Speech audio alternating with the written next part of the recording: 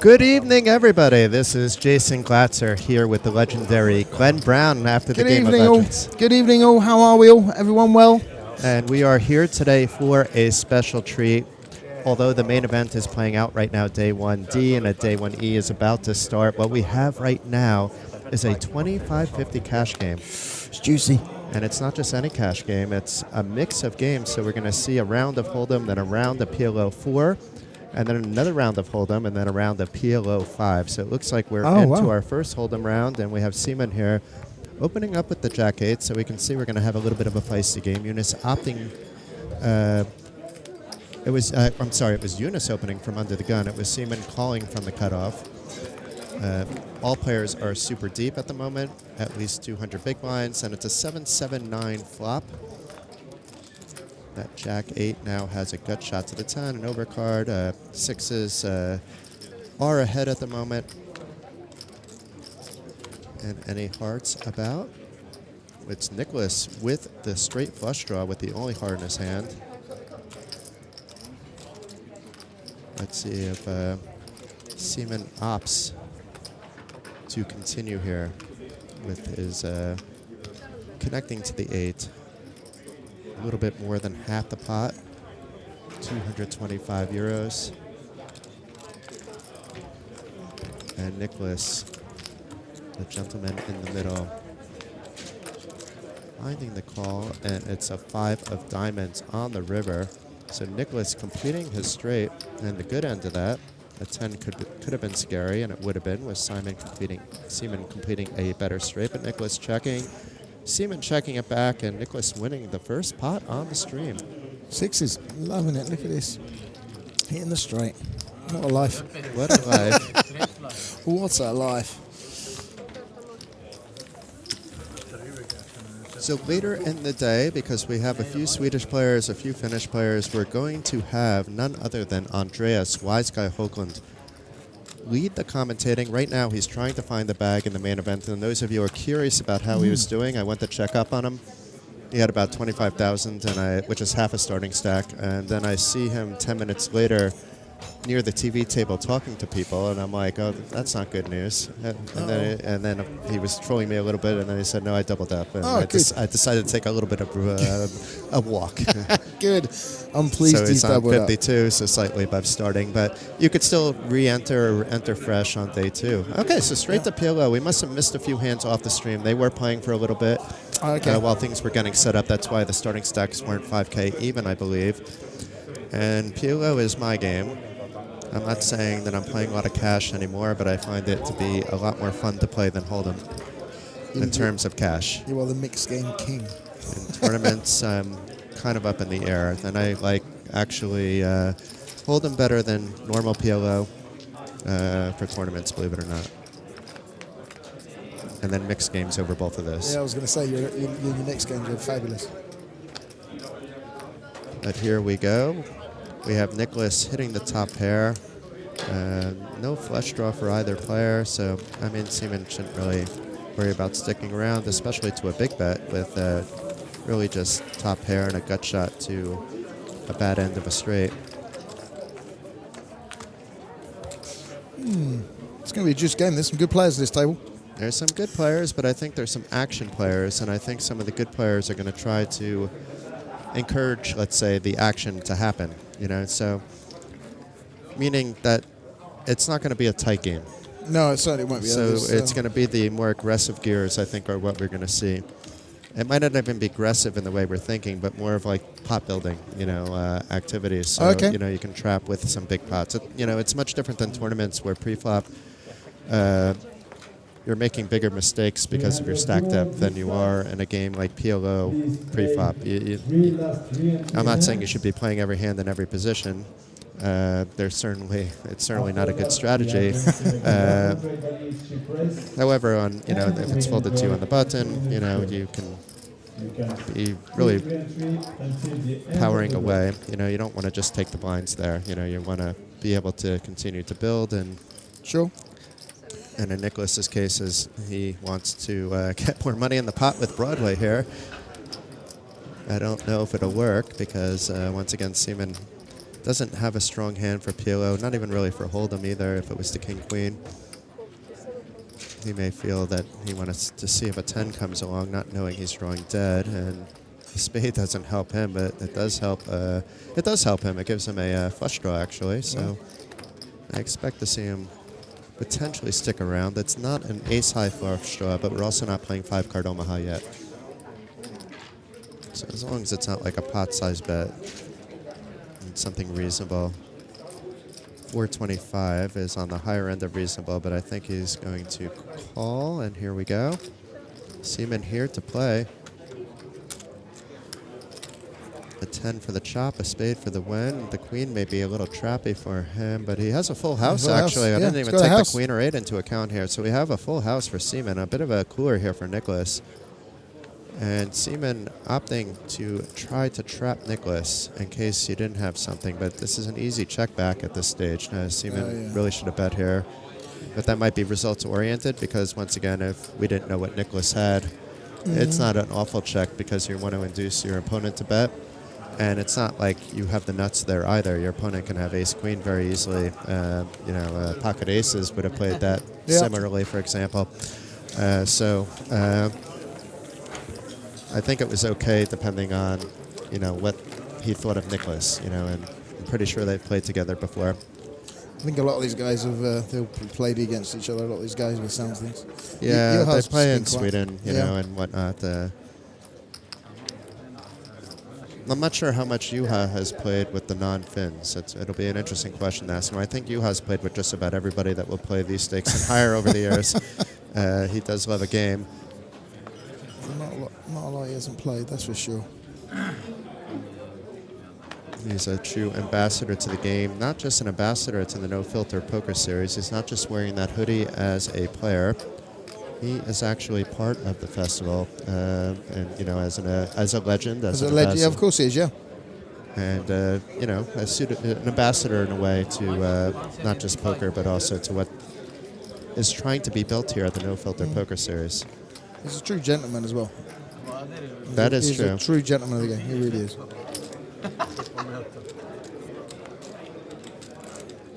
So we've got the cash game tonight.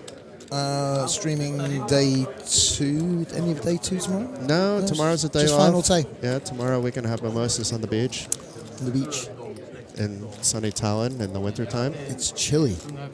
It's getting cold outside. But today you don't need it. Yeah, if you don't want to wear a jacket, you haven't needed a jacket this whole week, to be fair. A little bit more comfortable with a jacket, but I've been taking these 10-minute walks without a jacket. I have it a brisk walk most days. I do like the city. It's been fun. So not much happening there. We will see the action picking up. I think the players are feeling themselves out a little bit too. I know there's a few players waiting to play. There was a small waiting list for this game, but there were players that reserved seats, I believe, that were given the option of doing that while playing the main event, and then you don't want to fill up that seat with somebody else for half an hour, 40 minutes. So we're likely going to see some of the legends that we're talking about outside of Juha, but I can't tell you quite yet. Because it's possible, because one of them is on the waiting list, actually. Okay. Be interesting to see. And Scotty doesn't know when he's going to be playing, basically, and who knows if who knows if he'll get on the table. But maybe we see Scotty. I saw Scotty arrive earlier. He's been around. I think he's been chilling today. He's been waiting for this, I think. Yeah, he's ready to get in. He got here a little late was the problem. And, you don't want to tell somebody that has a seat reserved that they have to wait because someone that didn't reserve a seat, was ready to play. But, Scotty is special, so they could have gone either way on that. Meanwhile, Juha with weak holding and the big blind, but it was just, a small blind, big blind situation. Flopping middle set, should feel quite confident. Doesn't want his opponent to, draw to any straights and whatnot.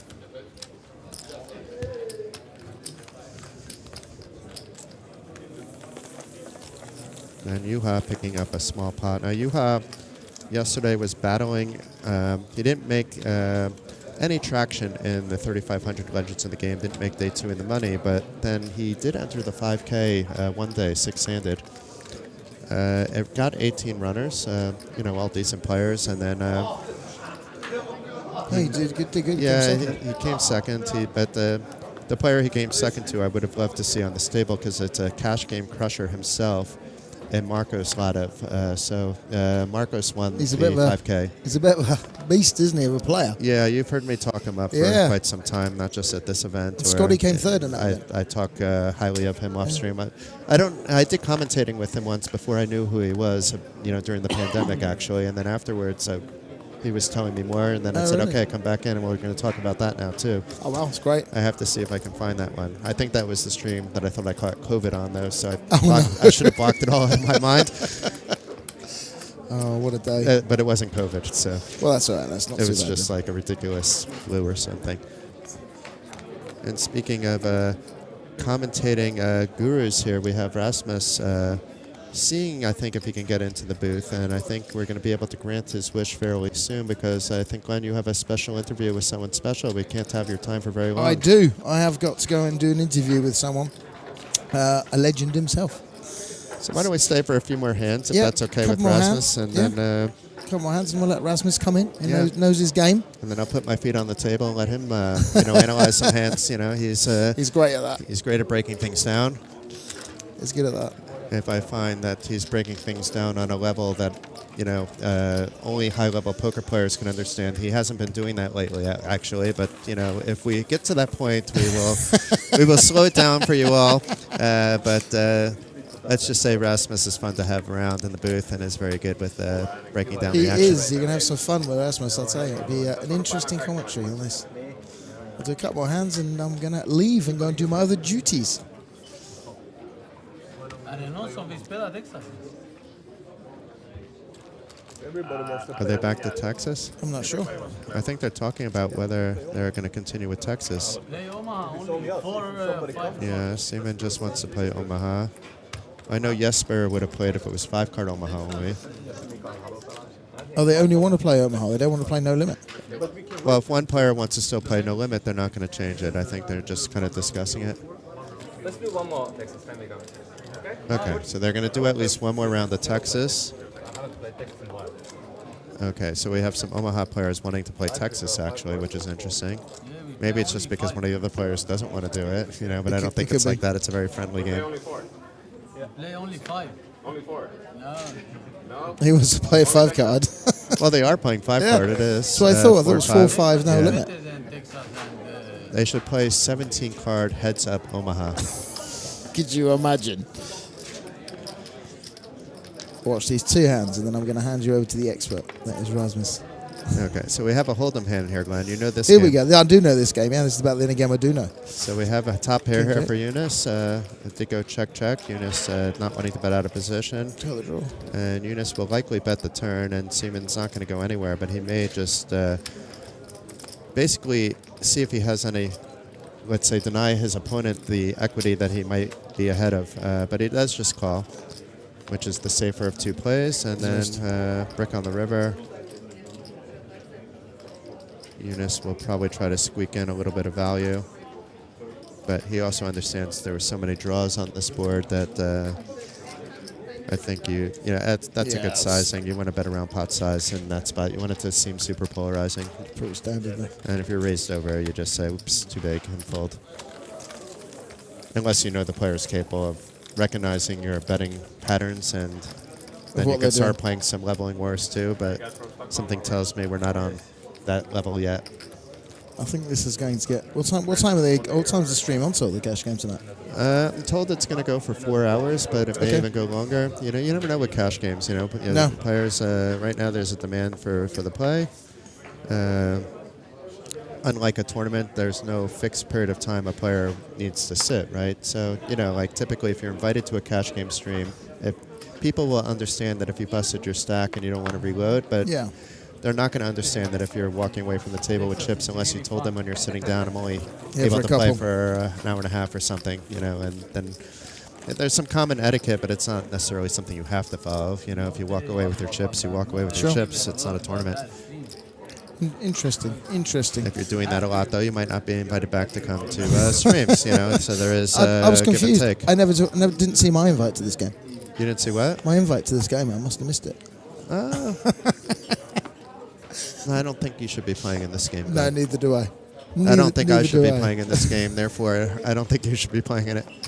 That's my first try. Right, I'm going to leave you to it. I'm going to hand you over to Rasmus. Jason, thank you very much. Enjoy the you. rest of your stream. I'll catch you soon, guys. Yeah, have fun. Thank you. That was Mr. Glenn Brown. I just saw Scotty Nguyen walk by, so he's still waiting to get it in the game in real time. We're 30 minutes in the past here on the stream. We have Rasmus about to join us.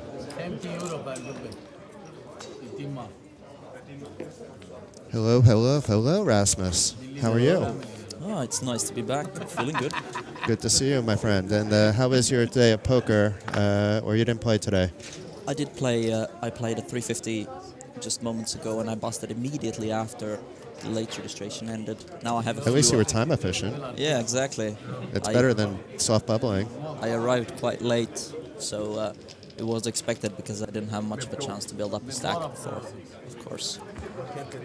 Late registration closed, but now I have a few hours to wait until the next tournament. There's going to be an What are you evening going to play? today, a 555 bounty. Oh, that's right. Yeah. And then there's a satellite, I think, an 80 satellite an hour later too. So it's Oh yeah, and that's to the 3K, which I'd love to play. It so may not be definitely- 80, it might be more, but I think have it's to look 150. At, yeah. But I'll definitely look into that satellite if and when I bust the PK. There's maybe more value in that than the PKO, actually. You know, if you have to choose between the two, if you know, like it depends on how bad. If you're going to play the 3K anyway, then there's more value to play the satellite. Yeah, I mean. But if you weren't planning to play the 3K unless you won a satellite, then I would say play the 555, or you're thinking different. Something like this. So I don't know what I'll do with the 3K. I think I won't be playing that without a ticket this time. But for the 555, what happens is because it's a bounty and it's a progressive bounty, there is a certain disadvantage to late registering with a very small stack at the end of late reg. So It's a pretty big disadvantage. yeah, even if you bust before late reg ends, it might be deep enough into the tournament where you choose not to re-register, and in that case, you get to play the satellite. Okay, so you got a plan. I like it. It makes sense. A plan, a backup plan, and is cash games the third backup plan, or if that doesn't work out, it's bedtime? It is, but right now downstairs it's a bit quiet. I took a round there, and I think there's going to be more interest later tonight. It's a bit early. A lot of especially for people Monday. had a long night last night. You know, they were talking people playing cash games at 9, 10 a.m. Maybe you were among them. I was among them, not that far, but halfway into the night, as we see.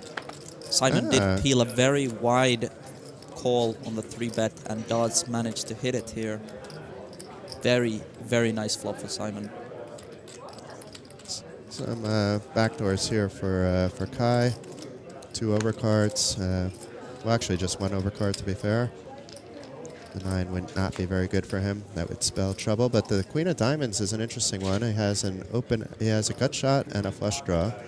One of the best cards in the deck for sure for him. Of course, a 9 would have been a bit of a minor disaster. Yeah. This, on the other hand, The only better card would be either the 7 diamonds or the Jack of Diamonds, but this is a good one too. Does up to lead here. I was going to ask you if he should be leading here. You know, it's if you're going to lead, if it seems like this is kind of the right sizing, but it's tricky. Like, what if your opponent has a set? You can check call that, you know, in a infinite. It's not infinite, but you know, when you're playing so deep. So this is where I get myself in trouble playing Hold'em Cash. Actually, like at tournaments, it seems more simple. Here we go. Yeah. So this is what I'd be concerned about. And now, what do? You know, And I guess you calculate the pot odds, but yes, and this is what I was going barely, to highlight. You're barely there, I think. You have to call. About your lead question. If you lead with this type of hand, you don't want to put yourself in a position where you very narrowly have to fold. And but he actually right has now, to call. It is actually completely break even, I think. No, he's just barely getting the odds. He's getting small odds, yeah, he's getting odds. And they might run it twice, in which case it'll even out the variance, so to some degree, and a big pot size. But meanwhile, we have an all in our call. Very first one, it's a 4 of hearts in the river. It looks like just running it once. 8-9, calling that 3-bet from a 10-9 open from the small blind. Or was it 10-9? It must have been It was 8-9 opening and 10-9 3-betting, It and was then an 9-8 calling. 8-9 opening and 10-9 3-bet and 8-9 peeled off the 3-bet. And then just the 8. Yeah. Gets rewarded from the wide. It was funny. He was the one that was asking, can we just not have Texas? And just Omaha Seaman was, but maybe now he's going to think differently. Yeah, you could just hear him joking, saying maybe Texas is my game. Outside Juha, I don't think these are any Texas players playing cash. Juha is comfortable playing, both Texas and Omaha in some mixed games as well. Well, I mean, Jonas is... Jonas as well, yeah. Jonas is a bit of an everything player. He can play whatever game you put in front of him, as far as I'm concerned. Whether it's tournament or cash as well. Yes.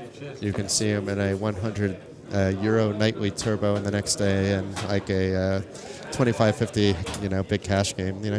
He mixes, I think, the fun and the poker. I haven't had a conversation with him about that, but just my impression. I think I would agree with that. He's one of the people I saw roaming around the casino, briefly talked to yesterday, in the middle of the night or early morning, depending on how you want to define it. Poker players, of course, would say night, but I think for normal Were the people, birds singing yet? Well, we were on the cusp of that. Okay. So still night until the birds sing. All right, so good flop for Eunice here. Speaking of him, he's going to get at least one street of value. Nicholas shouldn't be going anywhere with his sevens.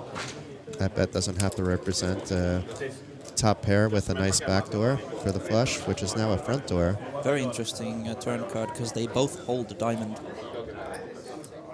I think Eunice will try to pump this up a little bit more. I mean, he has some cards he should be scared of from Nicholas in the big blind, obviously. I think it makes us a good check back hand, because it's a very comfortable hand that will make sure you come to the river with some of these queens. Okay. So that when he bets the river, it's not full of bluffs. And here I think he's going to get paid against sevens with a diamond, it's check just back a on the turn. weird spot. He has to call.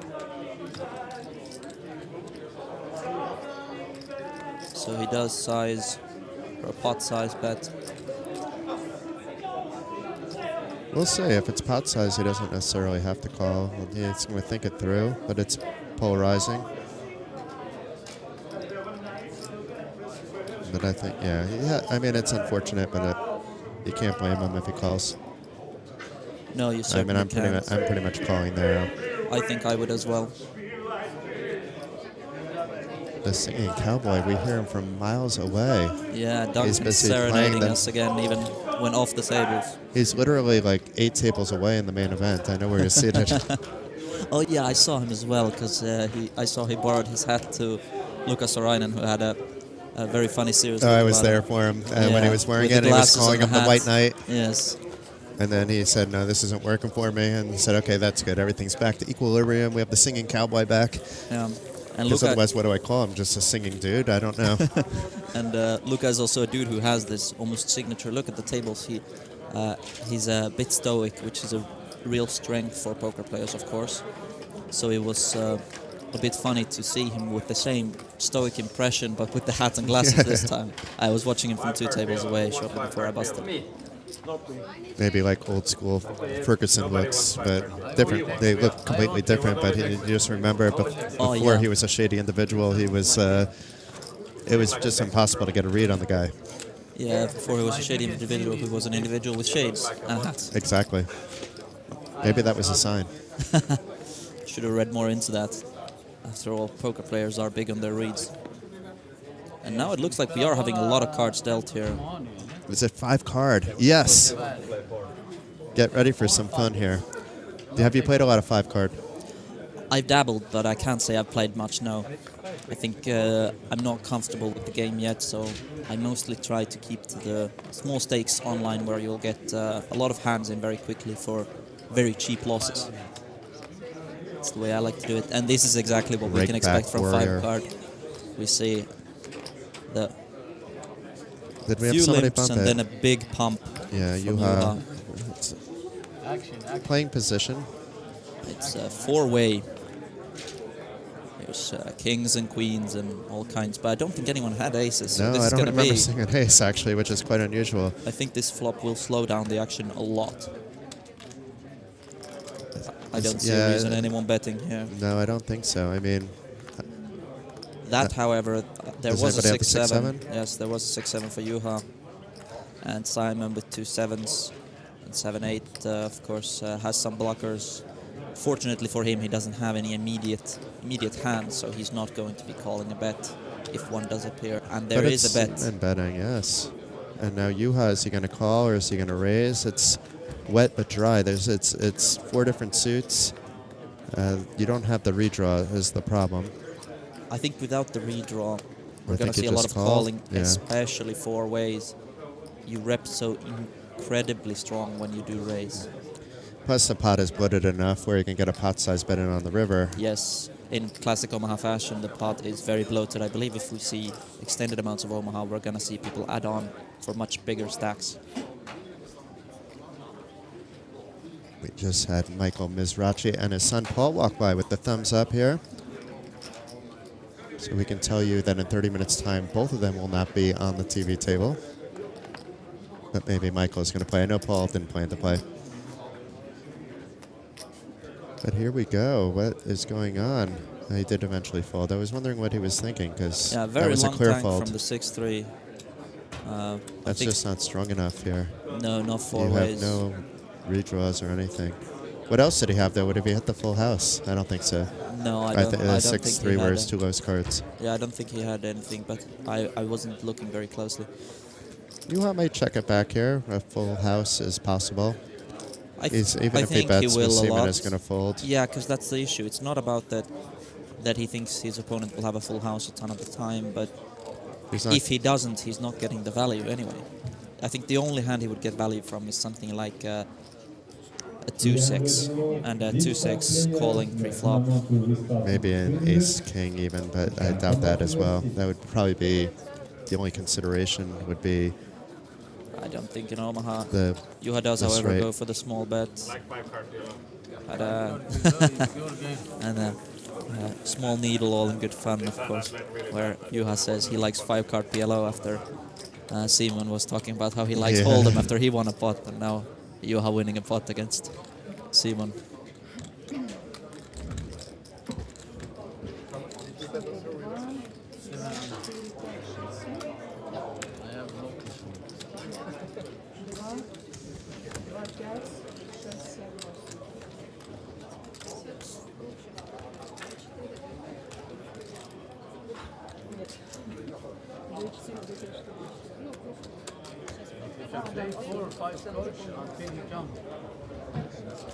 I thought we were getting a dealer change. We are. There was just some slight confusion about the seat number, so she was asking if it was 256 or 245, and misunderstood that it was 256, but there's only one chair between Juha. And they need that because the dealer quietly communicates with the people tracking the bets for the stream. Exactly. So they'll say C2 raise 200. I think if they made that mistake and assumed they got it right the first time, it would have led to a lot of confusing graphics for us the first 5 minutes. As long as the cards are there, we can follow along now. That's the important thing. Is 2, 4, 5. Yeah. So not every second or every third round. Okay. Oh yeah. It's good. Yeah. so sounds like they're doing. They're talking about doing. So it changes a bit. So 1 round of. I don't know if you can call it half and half, but they would do a round of 2-card Texas, 4-card Omaha, and 5-card PLO. Yeah, so normal round of each then, rather than back and forth with doubling a game. They should just throw in Crazy Pineapple just for the banter, though. Or something like a 7-card stud, a limit game. No, pot limit, 7-card stud high-low. That would be wild for sure. That's so much fun. So flop is 5 deuce deuce. Let's see if we have any better idea what Kai has, and he does show us. Deuces never lose. Yeah, considering his hand, I don't think he opened it because of the deuce, but he's going to be very happy that he holds it, and Simon just lets it go here. Even with the ace of spades, there's not much going on for him in this flop. He had a 5, but in 5-card Omaha, that's not the type of hand you're chasing. In Hold'em, on the other hand, it was 5 deuce deuce, and it's a single raise pot. where you have a 5, you're usually very content. Very content. And even your ace queen, you're probably more than content with at that stage too, especially if it connected to suit wise. Certainly. Somebody wins with 2-7 gets 200 from me. In Texas it makes more effort. In Texas. It's fine. 200. 300? 2 each. 2 each. Or 250 if somebody wins with 200 euros. 250 from each. Yeah. 200. Yeah, if somebody wins with 2-7. Let's do it. Yeah. So that's on in Texas.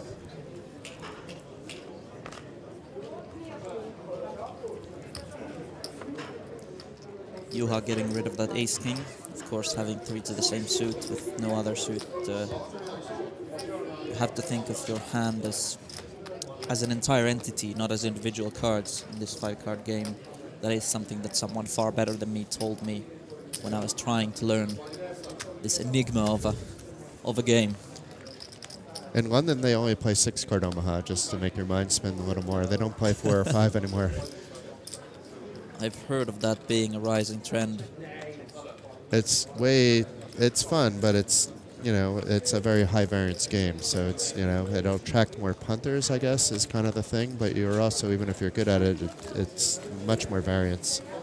Yeah, and I think a lot of the development of poker, where the player shift has to do with, of course, ultimately everyone wants to chase the big splashers, people who are unafraid to build the pot with anything.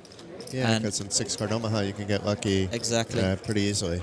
And this is the thing, in Omaha you can play 2/3 of the hands and feel fairly good about it because you're always going to have something. So if you want to play the psychological game and really get in the nitty-gritty of it, you can. Interesting to see some action here because we didn't have a lot of real hands. No, there was just a little 2-pair there for Kai, and just as I said that, just that top pair really. No, he had 2-pair, bigger 2-pair. Just as I said that, now there is a very good hand. I don't think we'll see any action, of course. Kai is also a very strong tournament player, having done well here over the years. He's one of those players that I have not had the privilege to battle with yet, almost at all, but I've heard of him and heard good things, so I assume he's a very strong individual. Well, you have an hour and a half before the 5-5-5 starts. Now is your chance. Yeah, I guess Go take 5K out of your shoe and hop aboard. Get to familiarize myself with this game on a more... It's a big game, this one. It's not the place to make out your fantasies. Juha said, why don't you join in, for example. I said I had to commentate, but of course I'm never playing 25-50 with Juha. I'm not playing 25-50 with anyone, but I would love to play with Juha, but at stakes, knowing he's because he's a better player, actually, I think of poker differently. It's not always about making money. I make money playing poker, but I like the experiences as well. It's a hobby for me, right? So that sometimes means I take some minus EV decisions for entertainment benefit. I know I do that as well sometimes. Hello. Juha! Having just the single suit, of course, being the silent killer of this hand, but with double pair, one of the pair being aces, this is a very strong hand. We do not know what Simon has, but we do know Simon likes to battle, so it wouldn't surprise me to see him call almost everything here, and with the quick call, I think he's not going to be with some of the strongest hands that he may have considered to do something even more aggressive with. You have overpair and the nut flush draw, but we have a set by Seaman. So both players with those 2 pairs, and actually Seaman's 2-pair I like better, even pre-flop, than Juha's, just because the 4s are typically useless. Doesn't mean they always are. But in this case, we're going to see stacks get in. Yeah. How is it going to be avoided? Seaman has to raise here. He has middle set. Maybe he just calls and sees if another diamond comes. I don't know. Without a redraw, that's the only thing that could save him is a diamond. Without a redraw, you'll see people opt to call and, so to speak, slow play in Omaha more. Of course, now he's going to feel extremely good about that turn, holding the second nuts. But it opens up a lot more draws, too. So we may just see another call, but at some stage... you know you're just probably going to have to be prepared for the limit. Rivers, yep, he is shifting it. And now Juha in a spot. We see that he only has a 1 in 6 chance to win if he calls. And that 1 in 6 chance is the flush or the ace rolling off. Yeah, and we can see some of those flush cards are dead, and we can see also the Jack of Diamonds and 6 of Diamonds aren't even listed up top because that would give a boat over to Seaman. And we have a call, a massive 14,100 pot. Wow, wow, wow.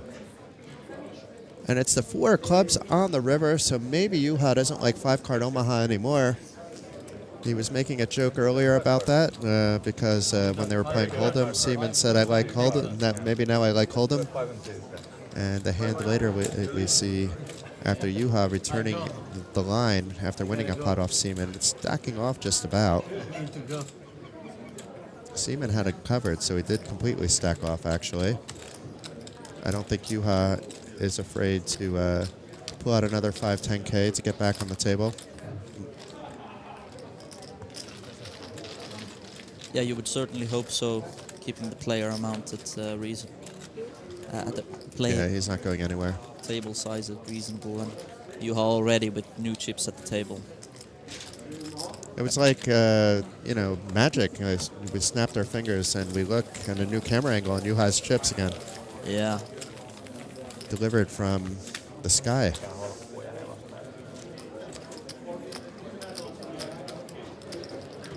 One of the things, of course, someone like Juha with this amount of experience will have is being comfortable losing.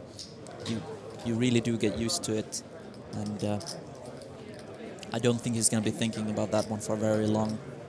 It's just going to take the next hand and try to make that money back, or perhaps even get in the green. No.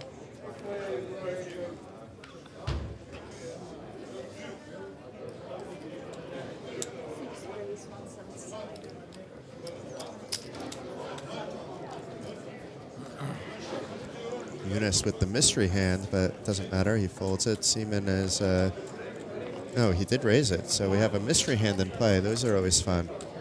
Not when everybody's mystery, but when you have like one player with mystery, it is fun. Especially when it's the pre-flop aggressor. But Juha with a mystery hand as well. So we have mystery on mystery.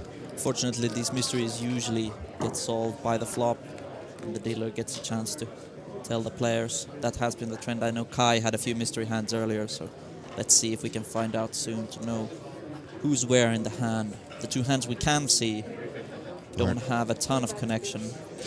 Niklas, of course, with a big overpair, but in Omaha, the queens on this kind of board, 4 ways, do not feel comfortable without a redraw.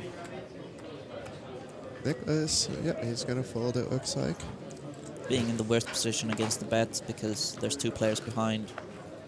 And Yunus's hand, it doesn't look like we'll ever know, and Seaman should be folding as well. But maybe he's going to call for a gut shot. I guess the 6 gives him a boat. I don't think he has any spades. No, but Seaman does like to see the runouts.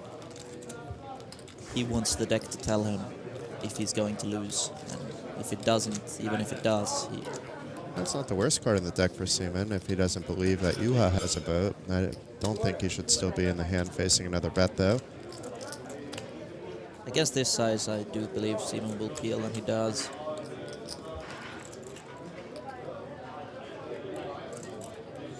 And the Jack of Spades on the river.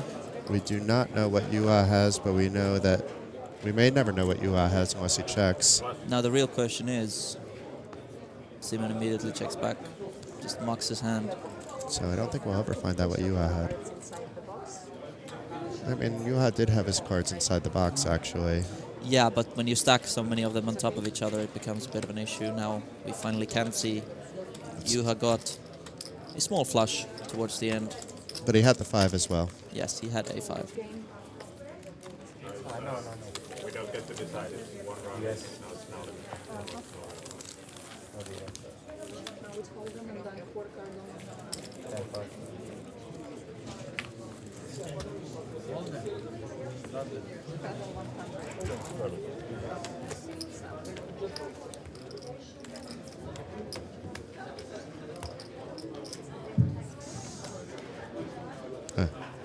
And on the deep Looks like spec Wise Guy tournament, is the ready prize pool to has been join in a confirmed. minute. So We I have may been be down to my last 79 couple players hands. registering for this tournament, generating a total prize pool of 23,266 euros. We're gonna pay 11 Happy spots. jacks here for Juha. A very big hand in Hold'em, of The last course. one will get 700 euros, and Blinds, the first either there is a one straddle will or get they have increased the blinds because it was 100 to 650 euros. call.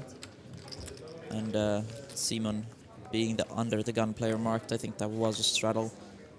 I haven't noticed that. I didn't notice it in a the running graphics, straddle, but it seems like the but- likely scenario. Yeah, it does say it now. As we can see, at least in this hand he has straddled. I don't think he straddled earlier. I probably said that earlier too. Okay, so this is a good spot for Juha. Definitely, I think Simon's going to be in a lot of trouble here. Even on overcards, I think there will be a second street of action. And that is one of the worst cards for Simon. I think Juha would be firing a lot of 2 overcard hands, especially ones without an ace. Something like Queen Jack with a gut shot and 2 overs, or King Queen. And when you do fire those kind of hands, you absolutely have to be firing, and firing big, which he does with these strong hands. Betting pot. It's interesting how it's just these two players going after each other. You know, everybody else is just watching these two guys battle.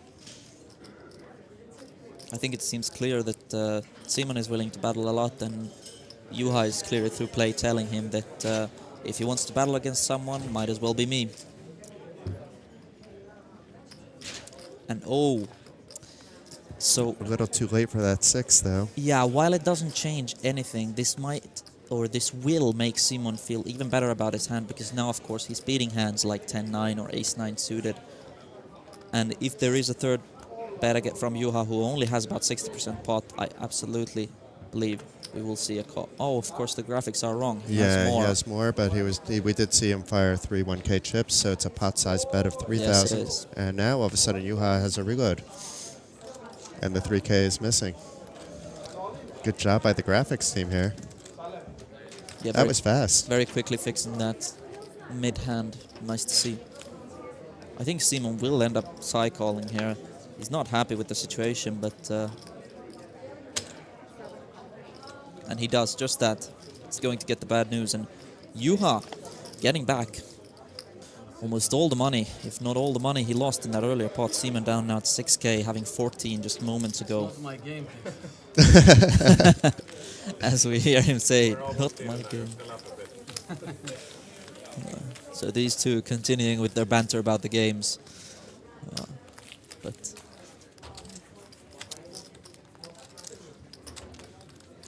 it is exciting to see this kind of battle pair forming at this table. Guarantees us that we'll see some fireworks down the line.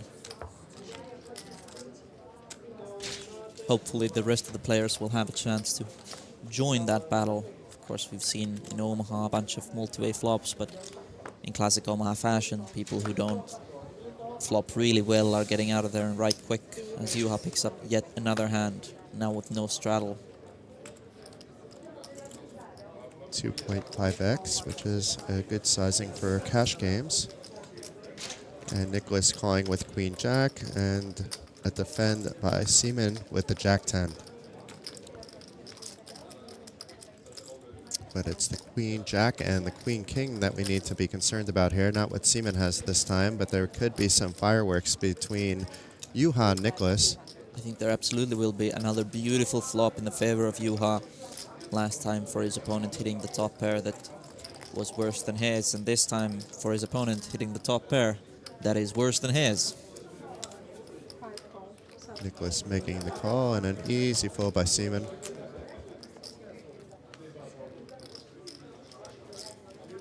The board continues to run out. Fairly dry. Yeah, especially in a cutoff button situation as well.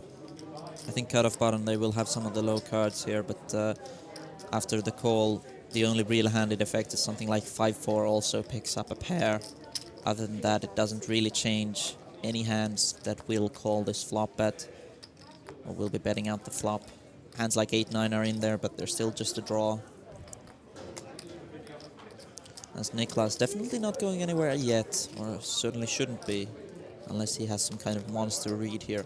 But also doing something that I think a lot of good poker players do, which is on top of taking the time to avoid giving away that he's not going anywhere, he's probably already planning for the river, thinking about the scenarios that are going to come in, and that is an interesting card.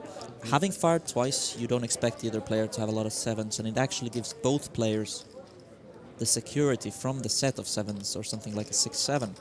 So I think Juha will be firing here a third time. Yeah. This is actually a great card for Juha.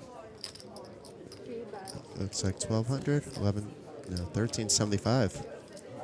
It's going about 2/3 here. 1400. I must be not seeing a 25 The chip graphics do round. Okay, so round I think up it's the 1375, but that's irrelevant anyway. Yes, it is indeed 1375. And Niklas in an annoying spot because Juha is saying he has exactly the type of hand he has, but Niklas as well on this board that has come with 2 cards that are very good for his hand. And it'll be interesting if he finds a fold here.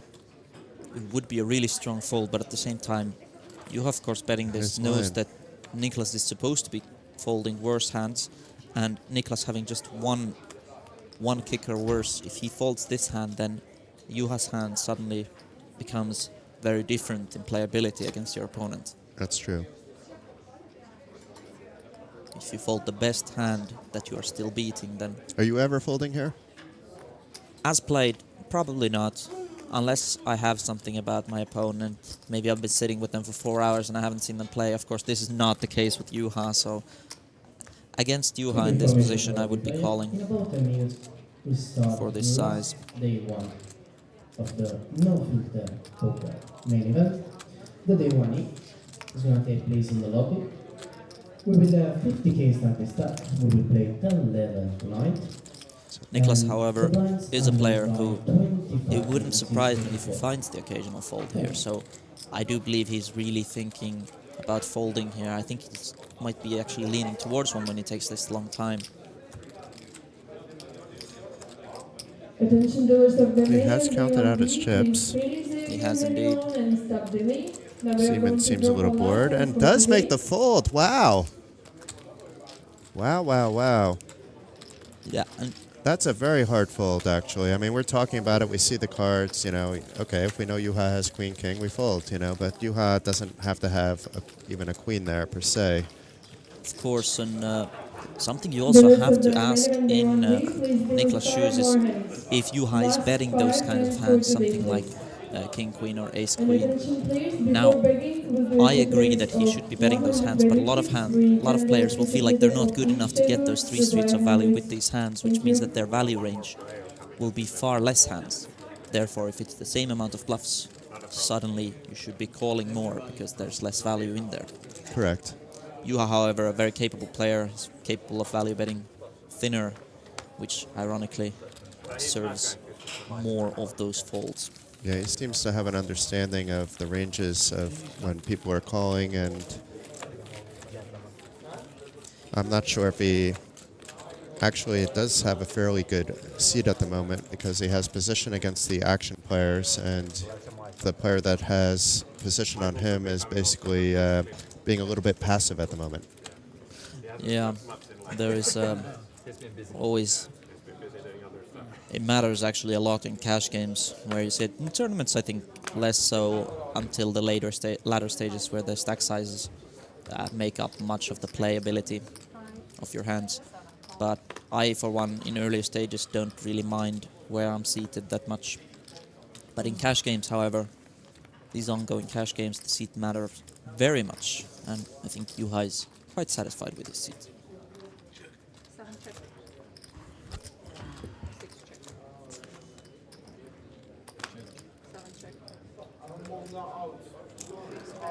So Jonas fires his airball here. And I think Simon quickly let go of third pair there. Against the check back on the flop, indeed. And a turn bet against the button. I think you should be hanging around, sticking around. If you do call that pre-flop from the small blind, the 6-5 off, then when you do hit the pair and flop goes check check, you arrive at the turn, you should be seeing it out. I'm perfectly okay with folding the river if Jonas would have followed through, but in this case we can see that Jonas takes a stab with a hand that had no showdown in 10 high and takes it down. So perhaps it is that Omaha-likedness that Simon was talking about. It's just these small pots, these small decisions that eventually rack up over time that he's not as experienced in. On the other hand, the big Texas pot that he played, I was... I'm very content with how he played. I think he played it very well from the straddle. The board was running out in a way that was favored to him. And it is a spot where good players will find a lot of bluffs. We see our first little active 3-bet on Hold'em here. And I'm not surprised it came from Eunice. And it worked. I mean, it's not what he really wanted. Once again, in the cash game, you actually don't mind having the call, and you play in position. You want to win bigger pots. It's nice to win the smaller ones, of course, too, but... Very interesting decision there that makes the earlier hand we saw put in a lot of context, because Niklas getting 3-bet, it says under the gun, but they're 5-handed here. So he raises first to act 5-handed, and then the bottom 3-bet him, or sorry, the next position 3-bet him, and he let go of King Queen suited, even though they're playing fairly deep, which is a very good hand to see a flop with. Yeah. And I think the call is better when it's suited. With the offsuit variant, you can even go for some bluffs, blocking those kings and queens. But that's a very advanced concept that you do not have to worry yourself with when you're starting out.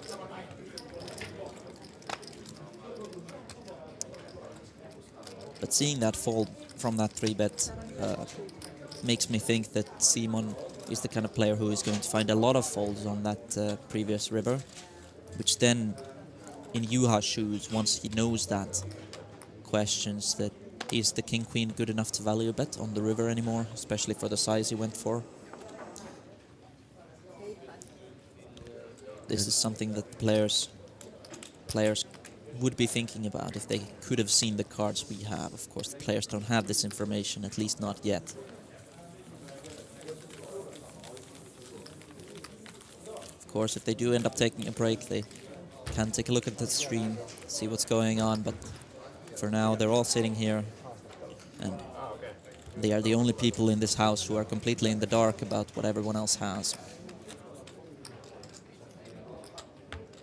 I think sitting at a streaming table always has the implication, I can speak to this, that in part you want to stick to your game, but there comes that creeping feeling that you don't want to make yourself look like a fool, and that is a very dangerous trap to fall into, because of course once it starts affecting your game, then perhaps you're not in the correct place. But Niklas being more on the solid side could also just be a sign. But I'm going to bid you adieu. Wise Guy is here, but enjoy the commentating until you get in the action, and good luck in about an hour, and good luck in the 555 as well. Shout out to everybody watching the stream, and I will be back with you with Andreas to cover the final table of the main event on Wednesday. Tomorrow is a day off from streaming, so enjoy the stream. I'm going to be watching along with you. Once again, Jason here with... Subbing in for me is Andreas, so thank you very much. So that was Jason, and we thank him for his service. Now we welcome Andreas, Wise Guy, into the booth. Hello, Rasmus. How are we doing? We're doing quite well. I see trips right away. Not the way you want it, though. 3 5s for Niklas in the hand. Yeah. So, tell me, I just came from the main event and from doing some winner presentations. How's the cash game been? I haven't seen one hand, actually, so far. Well, Juha Helppi has decided that he's taking on the entire table. Okay. He first, and this is, of course, only the hands I've seen. I missed the very start. But, yeah. But played a very big pot and lost in Omaha, where he had aces and the nut flush draw against the set in a 3-bet pot. Then just moments later, he magically pulled out some more chips from his bag and opened up and played a big pot in Hold'em, where the board ran out very favorably for him, while very unfavorably for Simon, who won that big Omaha pot, and he won back almost every cent. So those two have been battling along most recently Niklas, and who we now see open the suited ace here from the button, was battling against Juha and made a very disciplined fold on the river with queen jack off on a queen high board against Juha's king queen off. All right, so it sounds like it's been some action at least then. Definitely. So we do see a flop that is a very good flop for Niklas. Having the ace, moreover blocking aces than anything else, but of course having that gut shot and the nut flush draw. That, however, is not a card he's going to be very happy with seeing, as Simon is now in the equity advantage with this 2 pair. Yeah, so 2 Swedes going at it in this pot then. And these guys know each other very well. Sure, Jason has touched upon it earlier in the stream maybe, but they are frequenting the live scene in Sweden a lot, being at the local clubs in Sweden that they are involved with, both of these guys in one way or another. But it seems like it's Simon who has the check mark now at least. Comes with a little try to get some more out of Niklas. 500 euro bet. I don't think he will though. No. As Niklas is holding the hearts, which are the cards he would want Simon to have. Yeah. And he's virtually losing to any ace, having what in Omaha can easily be considered a terrible kicker. So are they doing Hold'em and both 4 and 5 cards? Yeah, Omaha? so they're doing an orbit of each, which means, Okay. of course, it's calling it half is generous from the Hold'em part, but it's a variety of half-half. Okay, I think it is. When Yeah. we just moved into the 4-card Omaha bit, of course, it feels like we just moved into anything with just 5 players at the table. Yeah, there's the fold after some thought from Niklas, and shows the ace. Are you folding the ace? Simon says. Yeah. Yeah. Not showing his ace. I think he showed him his 7, which he revered. Yeah. Perhaps implying that he had a flush draw on the turn or something like this. But I'm not well versed in Omaha enough to know what the exact implications of that 7 are. We can see that we have a few empty chairs. I know there are some people coming to this game. Might see people like Scotty Nguyen and Michael Mizrachi actually joining this table during the night. That's at least the plan right now. But for now, these 5 are contenders with the legend himself here now, Juha Helppi. I'm sure you know this guy very well. Growing up in Finland, he was the biggest legend back in the day. Maybe he still is, but I mean, he's been around the block for ages. Yeah, Juha Helppi has been an established poker figure in the poker scene for about as long as I've been alive. So yeah, pretty much. It's a good 25 years or so, I'd say. Yeah. I'm actually having a difficult time guessing which one is longer. Now Simon flops the monster 7 high flush draw, bets it, and of course Kai with virtually no piece lets it go. Yeah. Little blind versus blind action there. How's Kai doing in a cash game? Never seen him play cash, or just having him on numerous feature tables in tournaments. But he's played one big pot against I think it was Simon, where Simon took it was a Hold'em pot. Simon opened the button with 9-8 off, and then Kai went for the 3-bet with 10-9 of diamonds. The flop came 8 high, quite dry, and the turn brought in a second diamond and a queen. So he had a gut shot and the flush draw. He then bet led after Simon had bet the flop and put himself in a very awkward position. When Simon jammed, he was priced in to call, very narrowly so, and they just ran it once. He did not hit. But that turn lead, as it absolutely is a thing to lead there, we spoke about with Jason extensively that you have to be very wary of the sizing you pick to make sure that you don't pick a sizing that narrowly prices you out of a call, as that would be a complete disaster. yeah. He didn't do it this time, but Okay. some people would have sized up even slightly more. And now Niklas regretting that he, for some reason, raised with 3 4s in his hand. And Niklas Juha Helppi. regretting that we are not playing stud. Yes. So he would have a monster. But of course, Simon not folding. I guess he's V-pipping a lot on this table. Yeah, Simon's been fighting for the pots, and Simon and Juha in particular are fighting amongst each Look other. at So this hand now. This flop for Simon. Juha blocking a 7, but not much else on this.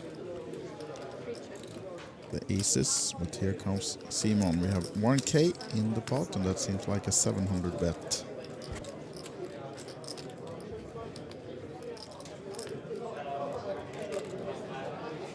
Not folding yet. Juha very smartly checking it over, realizing that he has no redraws or anything. That's a good card for him, of course, because Simon has no jack. But And Juha has the nut flush draw now. yeah, Of course, on a pair board, it might be dead already, but I think that pot will be in mind earlier, where he re-raised with the aces, and Simon flopped this middle set. And just as now, Juha also then had one blocker to the middle set, so yeah, okay. perhaps Will there is- Simon get there now for a straight? He does not. and The Juha flush actually fills up. improves, Yeah, so which means that when there is a potential bullet coming, I think we would have very quickly seen it snapped off. This has not happened though. Simon smartly checks it back.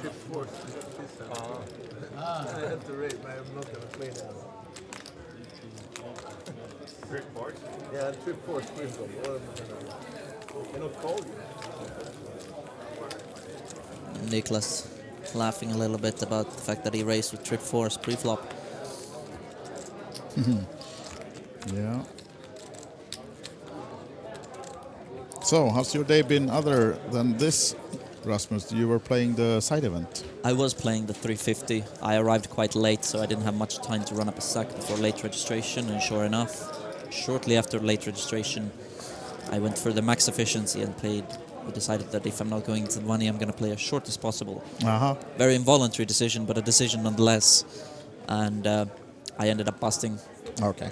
Now I have just under an hour until the next side event starts, the Okay. 555 PKO, and just an hour after that there's also going to be a satellite to the 3K, which I'm absolutely thrilled about the potential of playing. Yeah, yeah, should be a good one. So, 3Ks tomorrow then. And look at this, Juha with an extremely disciplined Yeah, call. he just calls and with Simon an has the absolute aces. Wow. monster against Simon, no less, as these guys have been fighting tons. Yeah. And what a time to pick to just call.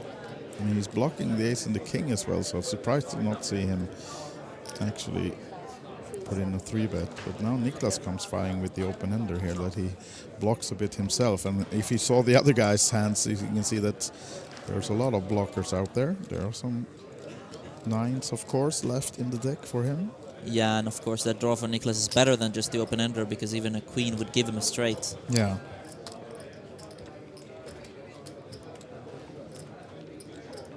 Interesting turn now. Probably going to be a blank 3. Not totally blank, because Niklas has a flush draw added, but Yeah.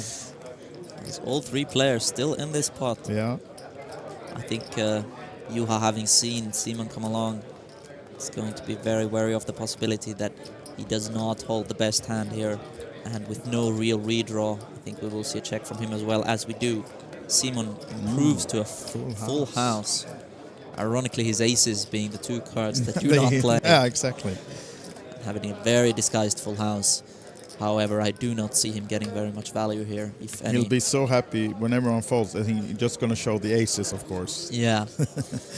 Juha, having seen Simon more than once check back on rivers where he had a chance to bluff, and now the pot is 3 ways. Is he going to find the fold? Oh, No. comes for the call. Surprised, actually. He does decide that this is the moment he takes a stand. Simon shows his full boat. Yeah. And Jonas is on the table as well. Do you know him well? Well, Poker? I don't know him well, but I do know of him. We spoke very briefly yesterday. He came and took a gander at our table. We were joking around with another Finnish player, Sara, and And Sara pointed to Jonas and asked me, so who is that man? I know his Finnish. About you? No, No. actually about Jonas. Okay. And, She said to you. Okay. and because me and Sara were sitting next to each other at the cash table. Okay. And Sarah Ben-Lamin, I suppose. yes, Yes. that's absolutely correct. One of the frequents among other events in Queens, of course, and all the other ones. She's here this whole week as well. Yeah. But I perhaps dragged it out a little bit, and I was like, "You really do not know?" And eventually he came over and introduced himself. Okay. We had a brief discussion, but beyond that, I wouldn't go as far as saying I know him. I haven't been around long enough to get acquainted with all of the Finnish players. No. If they don't get drawn into my table very often, then I don't know them very well. Same as Juha Helppi, I know of his game a lot, but I don't know him personally. See him around all the time, but we usually play different table. Juha, of course, if there is a bigger game running, will almost exclusively be in that game, as yesterday. I think he played the 5K as well. At an event I was not playing. I was playing my meager 350. Yeah, it was a nice field in the 5K. I just pulled up the results this morning when I woke up to see who won, etc. And I saw all the names. And Scotty Nguyen was third. Yeah, I think there was 18 players in that field. Scotty taking the first money position in third. Lucas Rainen, of course, being the stone Bubble boy, right? Yeah. Robert Armi and Ranno Sootla going out just before him. So a lot of... And Helppi was second? Yes. Yeah. And Yes, Marko he was. Ladev won it. Local man. Yeah. Extremely experienced in online play as well. I know Marko plays a lot of nosebleed games online. Okay. Has had some success there. Cash games? The cash games tournaments. He's been around. He's a hold'em specialist. That's for sure. Now then, what do we have here? Have Jack blockers for Juha, at least. We have 2 pairs for Niklas and the ace-queen pairs for 2 pairs for Simon, but Juha, of course, we having have more the than flush just the draw. block. Yes, Juha having the flush draw. And he has more than just the blockers. Yeah, I because see it with now. the king Sorry. jack, he has a He has actually the straight made already. hand And with the redraw, and having blockers. This is a very nice position to be betting, as Juha, of course, not wanting to give a free card for any 2 pair or sets. He knows that he will not be called about from virtually anything without a straight, but his hand with the straight and the redraw makes for a very nice bet.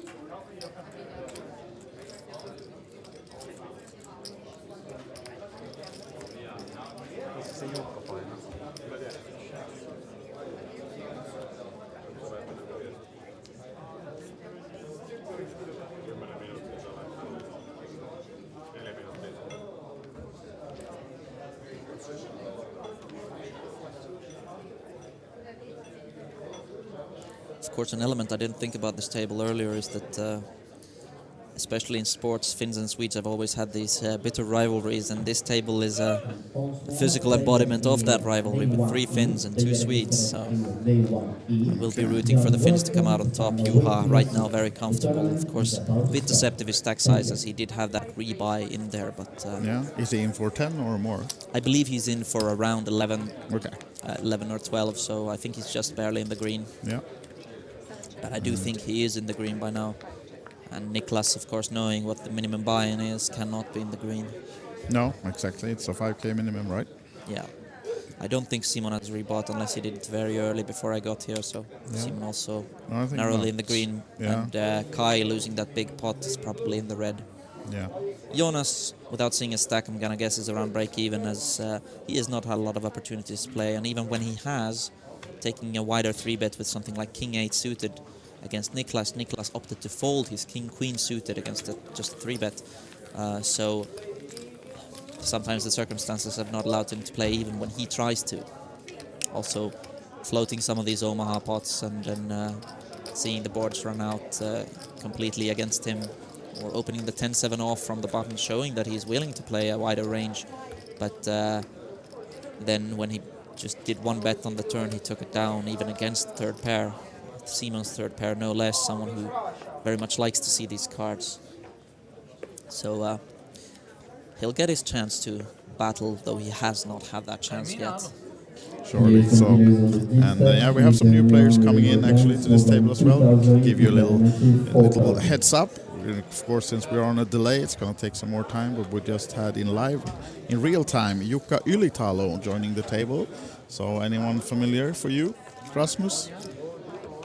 The name sounds familiar, Juha Helppi? Well, I know a few Jukas, but I don't know their last name. Yeah, okay. I know two so of we'll them. be a surprise then which However, one. I do not think this is one of them, as I have not seen either of them this week. And then we have another Swede joining later on. It will be Emil Brunnberg. And also, rumors has it that Mounir Tajiou, the founder of No Filter Poker Series, will be at this table as well, playing. So it will be a fun treat to see him as well. Get the table talk going for sure, Mounir. Yeah, I don't think that's something we'll have to worry about very much here once he joins. No. Niklas with the ace-king bets into 4 players. He, of course, doesn't really have much of a redraw. The backdoor diamonds are there. Backdoor straight is there with the jack 10, but his hand, he chooses to go for a bet with his immediate hand strength, and that could get him into some trouble. Simon to pop this one up now, as he does. 16, right? I have to say, I would not want to be in Niklas' shoes right now with the size of the stack he has behind. Yeah, this is just... He is looking about shoving it. Yeah. Looks like perhaps Simon tried to put even in the chips before Niklas did, though that wouldn't surprise him much, as this is virtually a shove. In the shoes of Niklas, if he's going with them all. As I said, he's not really going to improve, so there's no benefit in leaving a 5th pot bet behind or whatever it would be. And as we can see, Simon is the monster equity favorite because he has this big draw, and Niklas having no redraws. Yeah. As we know, those draws are so important in Omaha. Yeah, exactly. That's the biggest difference, of course, between Hold'em and Omaha, when he has that 5-card wrap as well. So, I mean, it's a huge equity advantage for Simon. Normally, if you're up, if you had an ace in Hold'em, you would be pretty strong against just a straight draw, but absolutely not here when he has all those cards around the... Yeah, with this pot going into the flop, I don't see any... Well, I'll see someone, but I don't see a scenario where someone at this stake will fold the ace-king and hold him, but a very different story in Omaha for this very obvious reason. Yep. And on that note, I have to say that sometimes when these things happen, I find myself getting a little hungry when I listen to Omaha because of all the mentions of wraps. Exactly. Chicken wrap.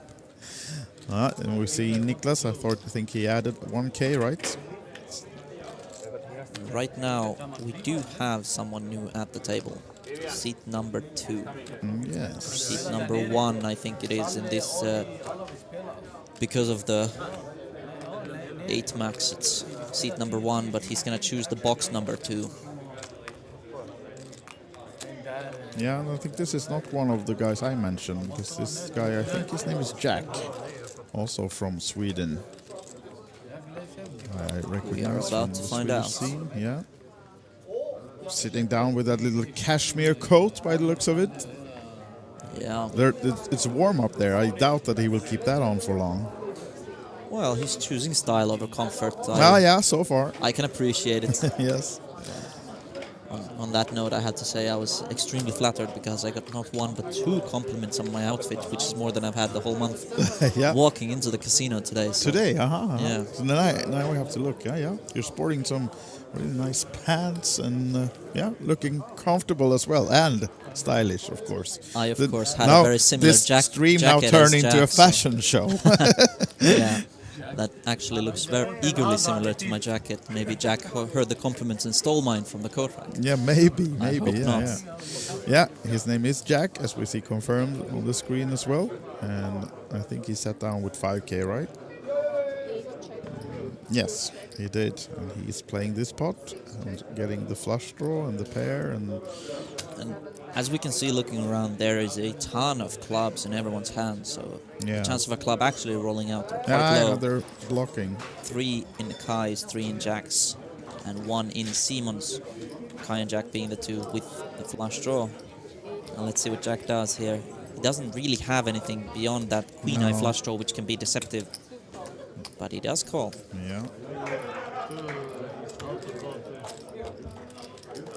He almost looked like he was getting ready to throw it away. I wonder if any players will think of anything of that. Simon now picks up a flush draw that none of the other opponents has. I like this, sitting with their cards in their hands and I can tell you that is something I have to do all the time in Omaha, because if you're not experienced, you're not used to memorizing that amount of cards. And I believe 5-3. Oh, Jack narrowly improves. Yeah. Yes, as Simon was holding the 3 deuce for the bottom 2 pair before, but now. And I can say Simon and Jack, they have played a lot together on cash games table in Sweden, so they know each other's style, I think. But it's actually Kai who gets into the betting here, blocking the nuts, of course, with those 8s, but no straight for him. Yeah, very smart bet from Kai, realizing that his hand doesn't have showdown. The 9 is also quite nice to hold, blocking some top 2 pairs or a set. And both players get rid of their small 2 pairs, so yeah, they do. Kai takes it down with the worst hand. And with the blockers. This is the first sizable pot I've seen Kai scoop in, so good news for him. Yeah. Getting back, recouping some of those losses from earlier in that big combo draw against the second pair situation. Yeah. Of course, flop top pair.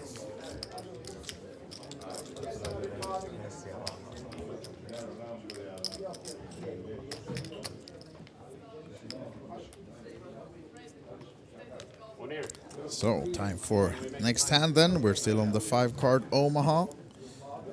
And if you just joined us, this is the cash game stream from Nordic, sorry, for the Nordic and Baltic Championships of No Filter Poker in Tallinn, going on until the 22nd here at Olympic Park Casino.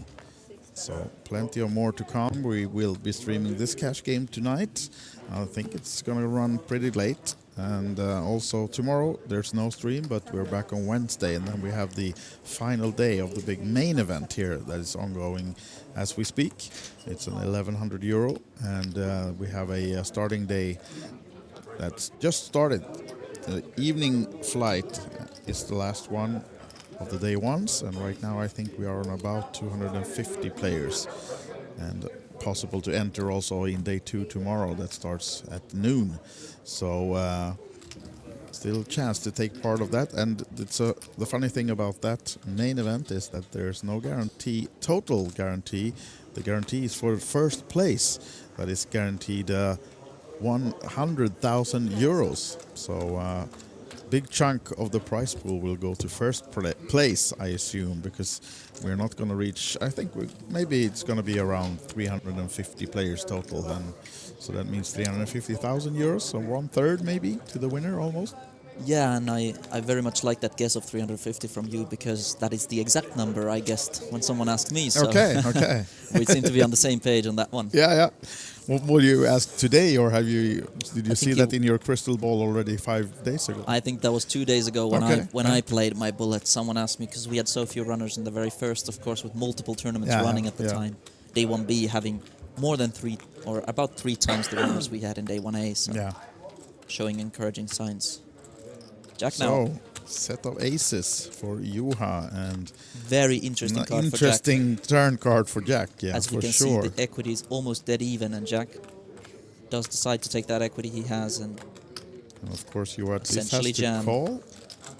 And he also, no, he doesn't have the flush draw. Sorry, no. Juha holding 3rd nuts here, or 4th nuts, sorry, I believe. Something around that, with those 2 unlikely straights in there. Can you remind me, was there a 3-bet pre-flop? I was talking about the events. I didn't pay attention. Because Actually, looking at the pot size, I think there was at least some bloating of the pot pre-flop, and as such, it is of course less likely to find that 4 deuce or 4-7 in there. But here we go. Ooh, here we go. And as we can see, it's a pure Welcome flip to the with table, one card. Jack. One card to come. It's a pure flip. Do they do any run it twice or? They've usually run it once here for Okay. max pain. Yeah. And I think that is what they're going to do again. And that does not help Jack. Aces are good.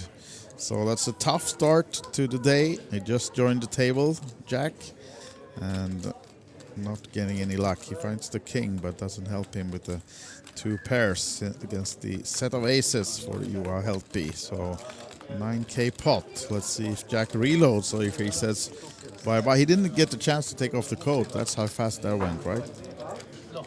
It is indeed. All May have right.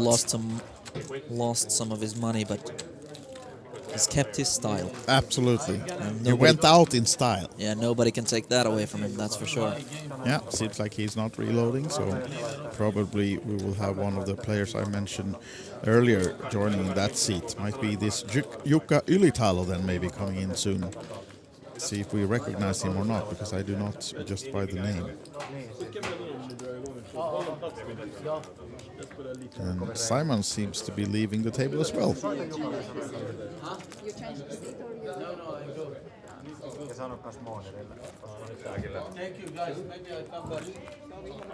Yeah, Simon has left the chat, or the table at least for now.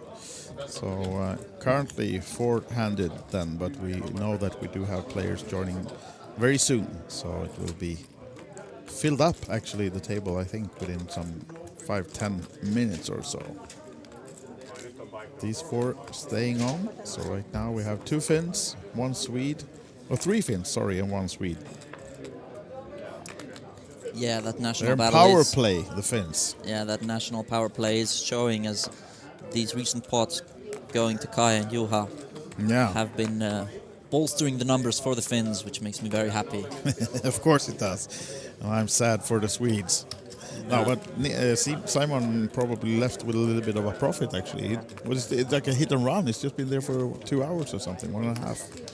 Yeah, but of course his profit wasn't massive, and Simon was very willing to battle both winning and losing big pots, so perhaps he decided that he needed to cool down a little bit, and therefore decided he was finished here. Yeah. Now, I for one wouldn't consider what he did a hit and run at least, so No, I'm just I think kidding. the rest of the players with I think his no one play style does very either, satisfied. no.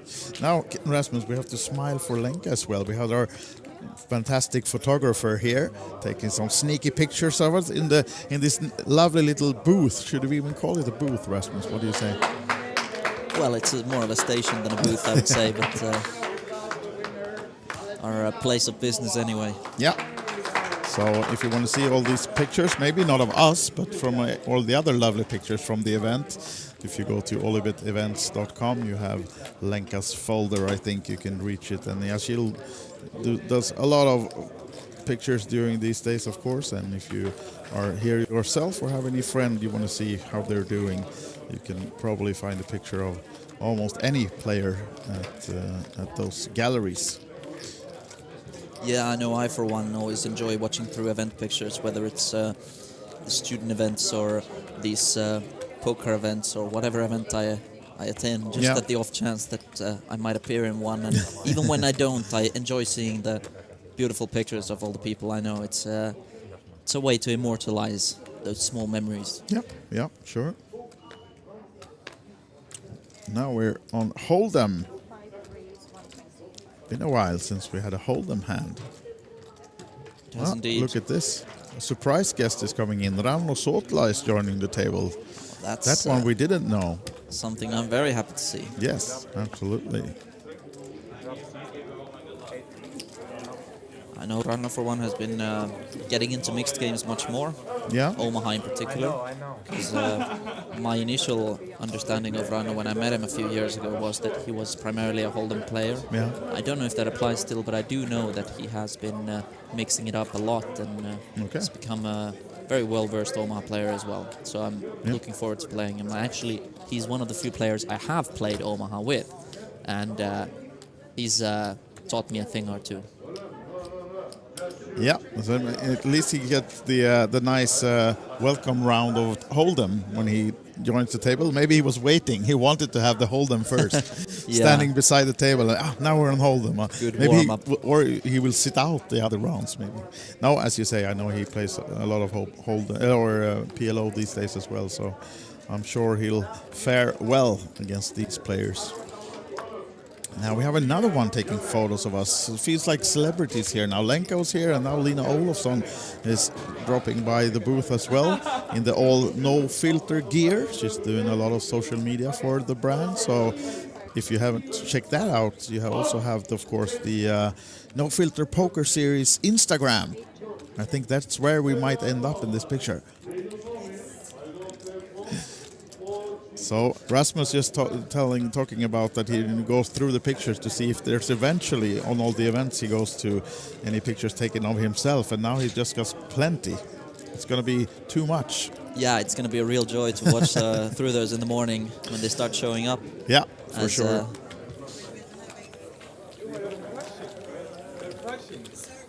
I started with 12K. That's crushing. Winning little.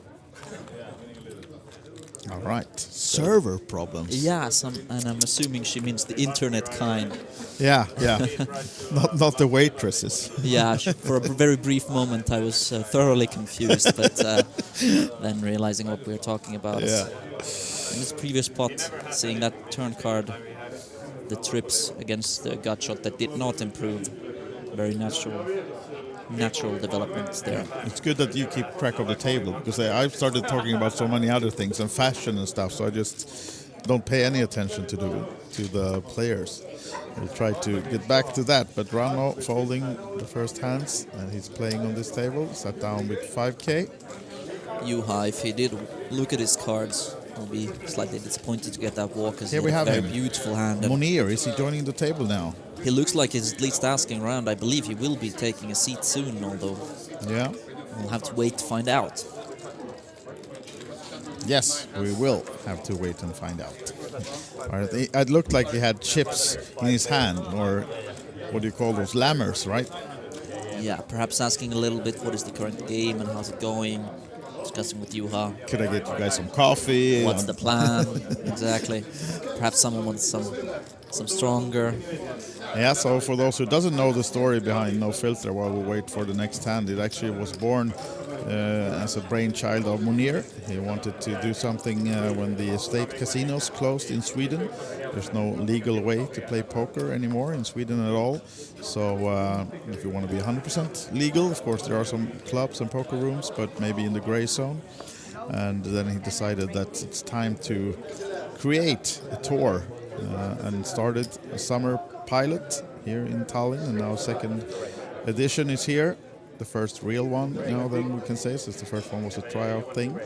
And interviewing Juha Helppi earlier, I was talking to him because he's now involved with Mounir in this series. So he announced that they plan to do plenty of stops, and hopefully 2026 there will be 3 stops at least for the No Filter Poker Series. Not dates or cities confirmed yet, but plans and schemes are certainly in motion. Yes, things are happening. I believe that at least for this one as well, I think we have a second player here who has some level of ambassadorial duties for this festival, and that is Ranno. I think he has been involved in some of the promotion at the very least, if not planning as well. Yeah. Yeah, he was announced as one of the legends, but look at this one. This guy we know. I do not think we are discussing the hand currently. I think we are discussing the legend part of the game indeed, as the current title holder. I like that we teased that Jukka Ylitalo is coming, and then now we get this guy instead. Does he go under that alias, you think? He want to be Finnish? Michael Mizrachi just joining the table. We have Scotty Nguyen also with Ranno Sootla talking right now, so the star quality, and Niklas immediately gets up and leaves. He doesn't want to play these guys. Yeah. Guys, sorry. Perhaps he was leaving anyway, but it's also very possible that he looked around and realized that this is a game he'll enjoy equally as much watching from afar. Oh yeah, exactly. And Vivian now giving the chips to Michael Mizrachi. Seems like he's sitting down with 5K as well. And Mounir, is he taking the seat number 5? Seems like he is. Or just handing over chips. Might have someone else then in seat number 5, but we'll see. And now we see media swerving around the table as soon as we got the stars to sit down. But of course, shouldn't take anything away from Kai, star himself in poker, and Ranno Sootla folding. Now we're on to PLO again, 4 cards this time. And I'm not even sure Mizrachi was dealt in this hand, but perhaps he just folded so quickly we didn't have to see, because according to the graphics he did get something dealt. yeah, okay. As we could see in the background, Mounir just walking around talking to the rest of the staff. Yeah. Valeri, one of the floormen, among others. Yeah, Valery is the head of the casino downstairs. That's normally running the cash games. So I think he's the cash game supervisor in this case. Since we're doing now cash game in the ballroom instead, on the TV table. Just fulfilling his duties. Yes, of course. Ranno, I'm playing with 1 open. I think he'll be very happy getting that one changed out. Yeah. Playing a different breed of poker when you get to change your cards here. But, yeah, he's playing Sweden. Exactly. 1 open, please. And more money coming on the table. Is that Mounir's, or is it Scotty standing by the table? Is he sitting down or just railing? You know you're in a nice cash game when you have Scotty Nguyen just on the rail. Yeah, it does certainly mean there's something interesting going on, as Mounir has taken his seat in seat number 6, I believe. As yes. We are 8-handed, and it is box number 7, but seat number 6 for Mounir. Yeah, I believe. That's it. And looks like Scotty is standing behind him. What are you playing? This Omaha thing. Teach me. We know that these guys from the US, Scotty and Michael, surely has played a lot of mixed games. I mean, this guy is considered the top mixed games player in the world, of course, with the 4 titles in the Poker Players Championship. Yeah, and actually that was one of the reasons I wasn't very familiar with the grinder before this year, where he made some very major Hold'em headlines as well, because I, of course, follow the Hold'em scene much more closely. Yeah. Yes. Both players picking up a good hand here, but Michael betting those blockers that he had, and it goes check on the river. With I think Ranno will be very happy with having a low flush and then seeing the board paired. I don't think he was calling a river bet, but Mizrachi decides that he's going to give it up.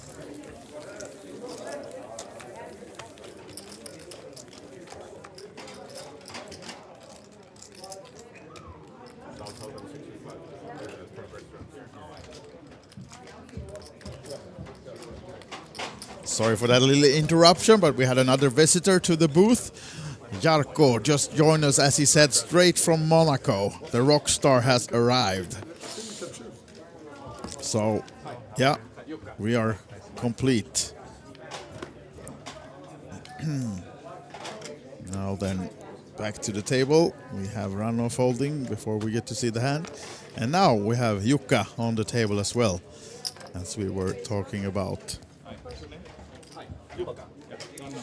And indeed, as I was earlier, if I am familiar with Juha Helppi, I said I know 2 Jukkas, and I unfortunately don't remember the last names, and this was not one of the 2 in reference. Okay, yeah. I've seen this Jukka around. He's been playing here in Tallinn a lot. I haven't seen him play cash game before, but he's been on some feature table that I've done commentary on, and I've seen him frequent the series Kings of Tallinn and many others happening here. Yes, I do believe he is a very frequent face. Yeah. I myself, of course, being very new to the scene, I'm not familiar with all of these people who have been around for an extensive amount of time. Yeah. I am the new face in many ways. Yes. That's the beauty of poker, I The guess. new face of Finnish poker. The cover boy. God, I hope so. But I think that's a bit ambitious at this point. I think. Working on it at least. Yeah, I have many people, I think, who are more well-versed to be given that title around my age. Someone like Lukas Sorainen or Elias Suhonen or Casimir Seira, of course, who's made a lot of headlines. Yeah. These players who I all look up to very much.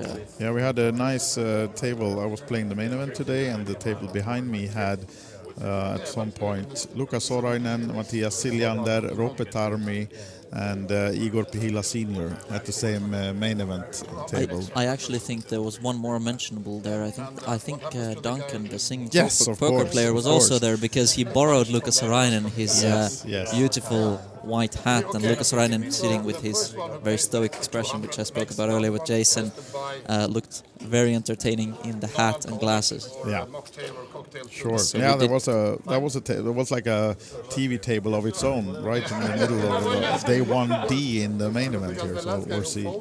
Yeah, So- it's we discussed this player. It was this table. It was so mentionable. We already brought this up earlier. Yeah, okay, for the you exact did. same Yeah, okay, reasons okay. that Yeah, I as you actually did. texted the names to Jason when it happened, when I saw Yeah. them, so because I know he likes that kind of stuff. I Yeah. wouldn't call him a fanboy, but he likes.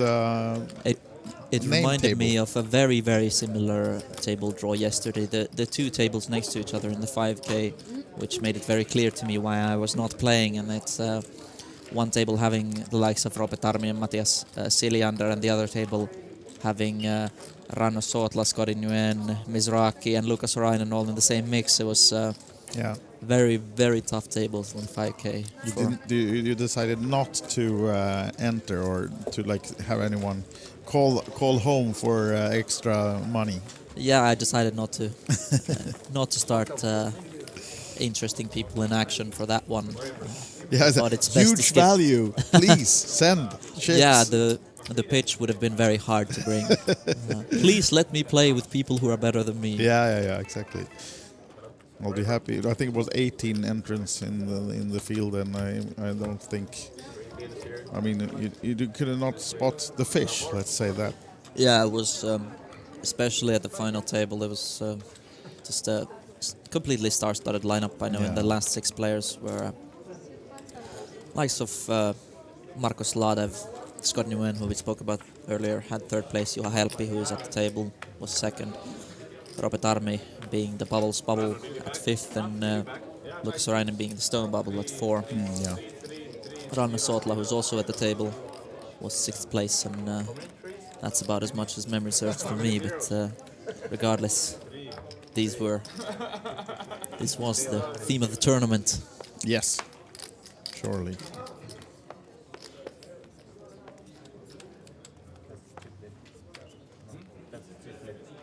So, Jukka in the big blind, Juha folding. On the 4-card PLO, Mizrachi is out. And new guy coming in, is this Emil then, who just sat down on seat number 5 there in the middle? I think it might be box number 5.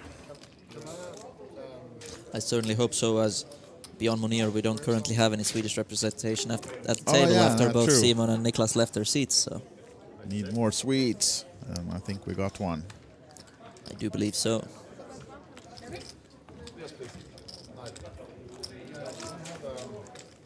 It's a very weak draw for Jukka there, but he decides that in the blind versus blind he's going to take a stab at it, and Ranno with virtually nothing. Let's go very quickly. Yeah, it seems like Mounir's putting in some orders back there as well. Maybe he's hungry, maybe he just want a nice drink. And asking the table around now, I think he's interesting the table in Vodka Red Bull, perfect choice from Jukka. Spicier drinks, certainly. And Surprised to actually see Jukka order a vodka Red Bull. That was not my preferred choice. That if I guessed what he's gonna order actually. I would agree with that. Perhaps he's just leaning into the enjoyment of the game here. So 1 tequila soda for this guy? And Mounir trying to order tequila sodas for the grinder, but switched it to some variation of Red Bull. Perhaps it had some vodka in it, perhaps not. I guess we'll find out. I think it was just the Red Bull. As we do get it confirmed that it is indeed Emil who has taken Yeah. that seat number 4, playing in box number 5. We have the same order, right? 3 times. So 3 times. Same. And Ranno, yeah, that's it. And we put it on the house. Yeah. On the house here. I don't mean, I cannot pay with other people's money. I mean.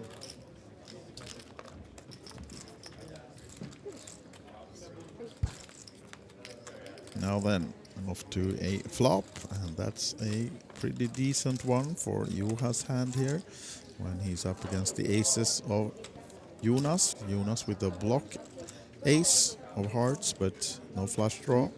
He's gonna get at least 1 street of value, though this is the kind of extremely connected board texture where I do see Jonas getting away even on the turn already if Juha decides to fire again. And for that reason exactly, I wouldn't surprise me to see Juha check, because in Omaha these hand strings can be a bit deceptive. But of course now playing the 4-card variant, it could be possible that Jonas would have still called another one. Does let it go. Very Shows good the fold ace from of him. hearts. And he, of course, had no redraw. With another heart, he would have absolutely been calling there. But with no redraw, the blank aces are at best a 2-1 favorite once the bet comes out. So very good fold from Jonas. And like I said earlier, he has been trying to get in there, but the runouts and the boards really haven't been favoring him. The very small chances he's gotten, he's taken, but for now it's more of the calm before the storm in his case. Yeah. And Emil, we don't know much about him actually. We can check the name to see if we had any tournament scores in his name, perhaps. Emil Brunnberg, Sweden. Let's see.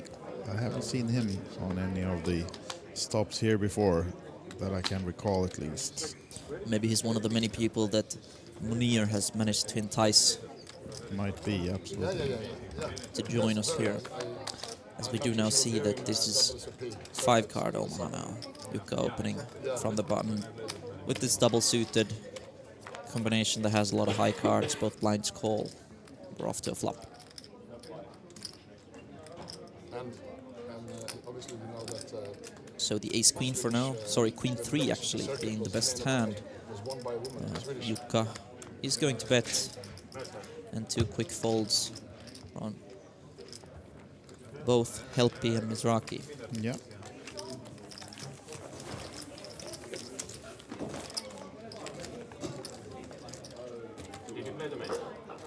No, I was supposed, but I saw it was 3 empty seats, so I had to sit down. So if anyone, if there's, if you want someone here, I can go play. Yeah. So this seat is, that's why I said this seat is open. So Mounir, man of the people, offering to give up his seat if there is more interested players. Yeah. As he will be playing the main as well at some point. But with chances still tomorrow, he decided that with open seats he's going to join us today as the gracious host he is here. Yes. Player and organizer. Exactly. Yeah, he cannot be displeased with the legends and everyone else showing up here for this event, because it's been a really nice couple of days already, and of course we have a few more days to go. We have the big finale on Wednesday when we have the main event final table, we have the ladies tournament, and we have the player party, of course, as well. No filter stop without the big player party, and that's happening Wednesday night here at Hilton and Olympic Casino. Oi, oi. Oops, now then aces and kings for Emil, just A trying monster. to look like just threw them in there like they're nothing, the race.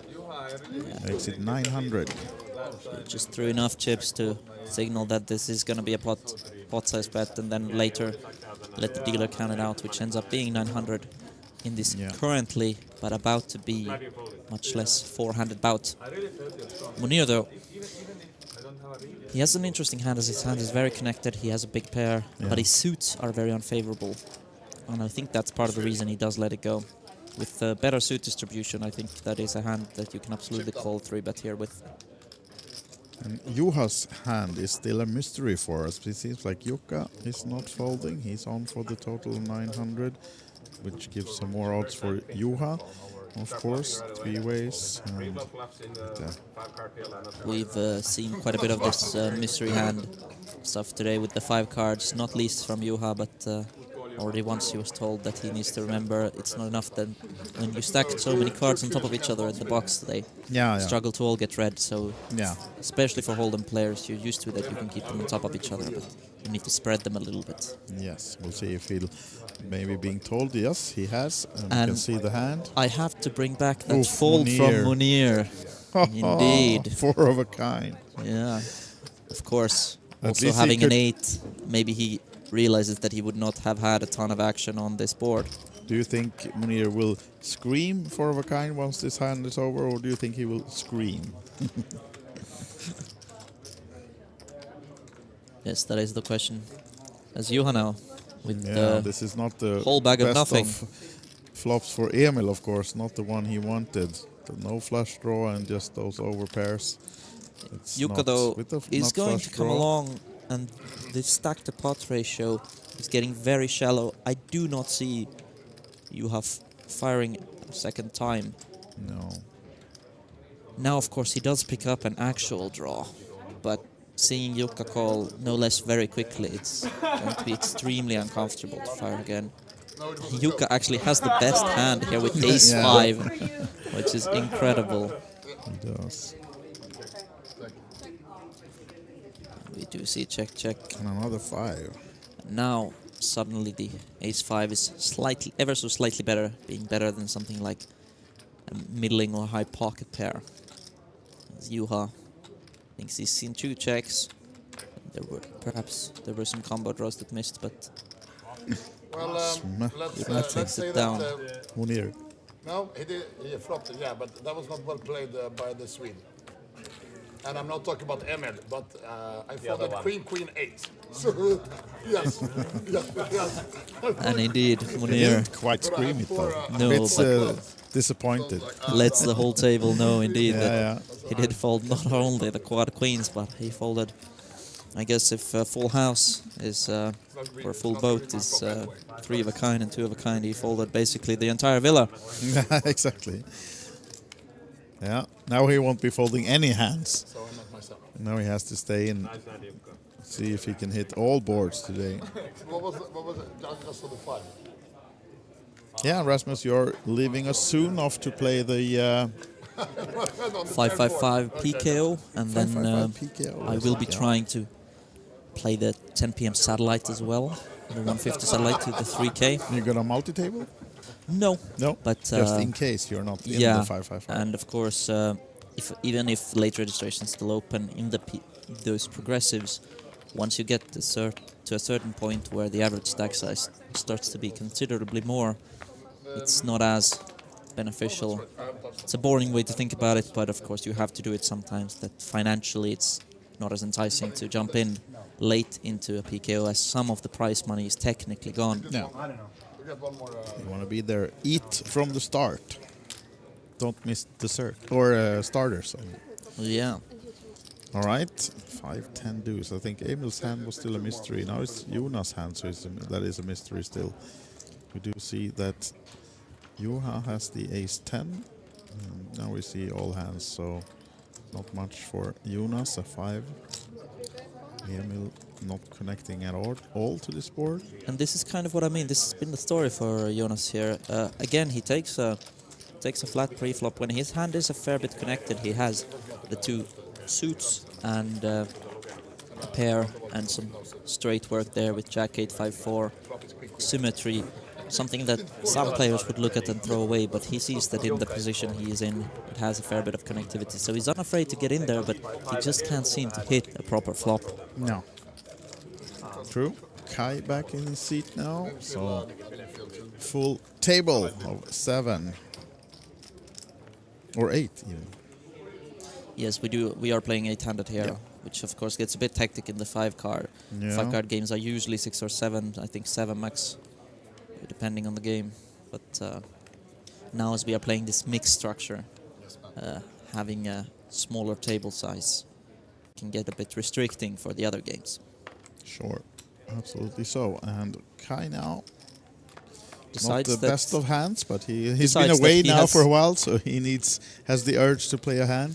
he has 2 suits and the under the gun image, so he decides that's enough for him. Yeah, why not? Ranno's hand a mystery, but he's in the game still. Mounir not wanting to fold anything No, he after can't that fold disaster anything with the now. queens. Exactly, although this time he will probably not flop 4 of a kind, because he had no pair in his hand. And like You I never said, know.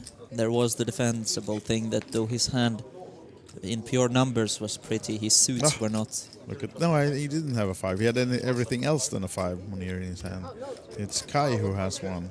The under the gun race worked. Yeah, the speculative raise hits a board he would normally not have a ton of connectivity with, and he has picked up the best of it. Though, as Kai, you have to be a little afraid of that oh-so-obvious ace-5 kicker risk. In Omaha, when you have so many cards, it is very possible, and ace being the card that everyone likes to play, Yeah. if somebody just happens to find a 5 in their hand. Ranno, though, with the Pair highest and the flush flush draw, draw. pair, and just redraw opportunities, decides he's going to take a stab, not going to get it through this time. I do like that Kai decided to check it, knowing that, as I mentioned, he will not be hitting that board a lot, and it also keeps the pot size very limited, as he does not have any real redraws here. Of course, this board in general does not have a ton of draws, and the draws that are there can be deceptive in nature because it is already paired, so you are not good against the full house. Now tough spot for Kai. Very Now tough. it's a full pot size bet from Ranno, 950. Really putting the max pressure. He has the 9, and I mean... And I don't think Ranno thinks this is a value bet with his 9 in any way. No. I think Ranno indeed knows that he has the kind of hand that is going to bet here to put pressure on exactly Kai's hand. Yeah. Interesting river card coming now then. Oof. Ooh. Wow. And this is the benefit of betting a hand like that, is that sometimes you'll just randomly have something. And I think that on this very awkward river, which makes something like 5-9 or pocket 9s even less likely, if and when he bets, which I absolutely think he will, I think Kai might call here. Yeah. Because it's a very dry river, doesn't really change, and in fact it makes it far less likely that your opponent had hands before that were beating you. Yeah, absolutely. But when Ranno bet this kind of hand on the turn, he gives himself the coverage. So 2,900 in the middle already then, and reaching for chips is Ranno Sootla. Seems like he's going for 2 point something. So 2.2. You are correct. I lose that one. Yeah. I was listening to the dealer and not trusting my eyes there, and I heard incorrectly. Like I said, Kai is in a very tough spot here. Yeah, this is not easy, of course. I mean, Ranno Would not leading surprise out me at full all pot on the turn. to see him call this off here. Now the real question is he ever afraid of an ace-5 there? Because the ace-5's probably checking that river, right? So at this point, at this point it's about the 9. 9 or better, something like pocket deuces, of course, being a full house, because these players had trips, not full houses, because of the way Omaha works. Yeah, exactly. And now the grinder and Mounir out of their seats, maybe hanging in the bar. But yeah, Rasmus, we're sending you off to play some poker then. You don't only do commentating today. You played some already, but now back into. Does it start now at 9? The 555? Yeah, it's gonna start in just a couple of minutes. Of course, you don't have to be there immediately at the start, but I like, especially in the PKO, to now get going now that I've had a few-hour break. I think you should. Let's see without looking. Then, how many runners do you think that one will get? The 555. I think it's gonna be a little shy of 100, perhaps around 70 or 80. Then I hope that's not too optimistic of me, but that has been the number these side events have been landing on. Yeah. And this being an evening event, slightly bigger but also slightly faster, is that going to attract more or less players? I guess we'll find out. Is it 15 or 20 minute levels or? It's just 15 this one, so it's very much a turbo, and I'm looking forward to playing that now in just a moment. Having seen these great players battle along is of course going to give me some inspiration and level-headedness perhaps that if I stick to my game I hope I'll do well. Yep. Meanwhile, I hope you'll do just fine without me. You usually do, and I'll leave you to it now. Thank you, Rasmus, for this time. And if you're not on the final table on Wednesday, maybe you'll be back in the booth for some commentary for the main event final table. That is very possible. Yep. So that is from Finland, Rasmus Lundström signing out for now. Thank you. And best of luck, of course, in your tournament and maybe the satellite as well then later on. And we will have some more guests in the booth shortly. Just gonna see the hand first between Jukka and Kai. We have a 8-6 for Kai here now. Flop straight, not straight. Turn, no flush draw added. And interesting with the check again. Check the round for Kai here with the nuts. Deuce on the river, of course, gives some opportunities for a opponent to make a lower straight, but the checking all the way does not work this time. That was passive roots from Kai Linna and doesn't get anything out of Jukka. Ranno mocking him a bit with checking all the way, and you can see that we're still missing the grinder and Mounir in their seats, so I think they will be back shortly to pump up the action, but still right now them playing 500. And I think we're ready for someone else to step in the booth. Another Swede joining us now. Rasmus, of course, from Finland, but we have many Swedes on the tables here in Tallinn. And welcome, Mille. Thank you a lot. How are you doing today? I'm very good, actually. Very good. So start by to introduce yourself to the viewers, and you are should we present you as a cash game player foremost, right? Yes, I've been playing cash game professionally since 2010. Yeah. Mostly in Stockholm. I used to travel before I got kids. You know how it is, small children. Yeah. So that's my main play of choice. Yeah. You've been here for a couple of days. How's the cash games been downstairs? It's been quite okay. I was hoping for some a little higher cash games. I was sitting on 5-5-10 no limit on the Saturday. Yeah. And it was okay. It was pretty good. Since there's no maximum buy-in, so the stacks gets pretty deep. Yesterday I sat on the 1-3. I sat actually with Rasmus that you had in the booth now, and some other Finnish players. We had a lot of fun. There was some drinking going on, and okay. So the cash games always lure us up when we have some alcohol, some extra orange juice in the glasses. Everybody finds some extra. I think if I 4-bet this hand, he might, get more creative. Very creative. As we see these guys on the screen and taking a chair of the apple juice as well, and this guy with a glass in his hand. We do know that he ordered some energy drink with some extra in it, so to say. All right, that's like the Nordic specialty. Yeah, exactly. Yeah. Some Oli Boost. Yeah. And Ranno has 3-betted now with kings and tens. And all right. Random Mounir, deuce. we can't see his card. Yeah. I play a lot with Mounir, like probably twice a week or something. Yeah. Yeah. it's pretty wild.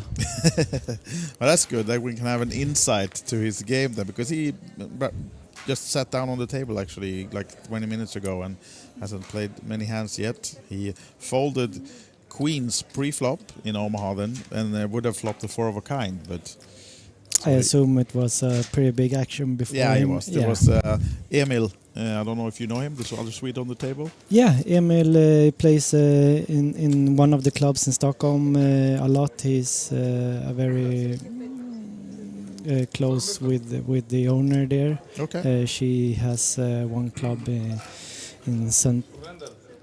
right in the center. Yeah.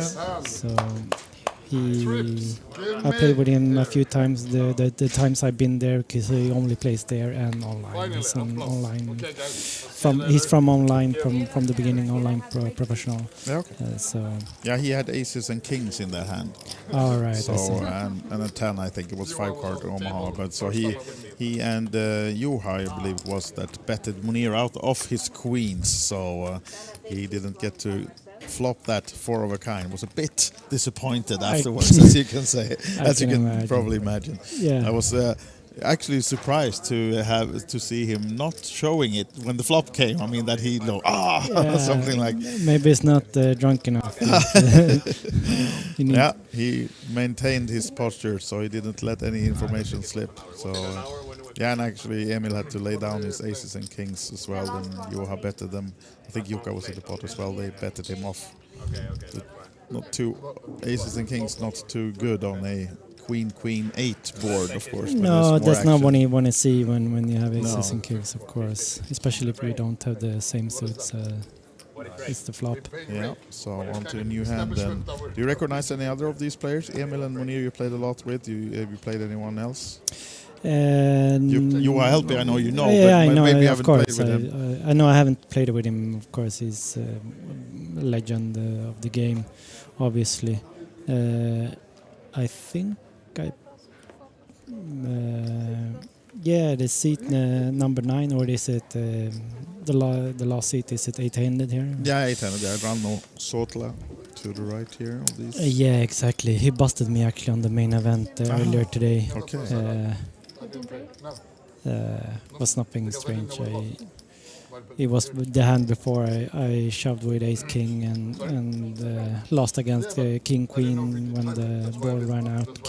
Queen something. Then I only had two blinds left and shoved under the gun, and he was on the big blind. So yeah, okay. He called he actually find 9s. But I actually flopped a queen with because I had a queen 7 suited, but the board ran out 4 spades and he had the knight of spades. So okay. Now this hand might be some more action in it, because now we have some flopped flush draws for both players, some inside straight draws, and that's the 9 of that's diamonds there the for card Jukka. that should change a lot in this dynamics, because and Juha, of course, with the king blockers for the nut straight here now as well. So yeah, Jukka has the ace of the diamonds, so if he comes back to our diamonds, he always have the possibility for the blocker bluff. yeah. Yeah, and Jukka has only been on the table for like half an hour as well, so we haven't seen too much of his game, but he won a fairly big pot earlier, so he started with 5k and has started this hand then with some 8k in front of him. Yeah, it doesn't seem he's afraid to play pots. Obviously he's got the straight now, and they're very friendly. Kind here. enough to show. They're showing the cards. Yeah, I think awesome. These guys have probably played before, because Jukka has also been around the block for a while, but I don't think he maybe plays these high stakes all the time, but he is at least one of the veterans in Finnish poker. And of course the scene over there is not too big, not too many options to play in some casinos and clubs, so they probably stepped into each other before, these two. Yeah, I can imagine.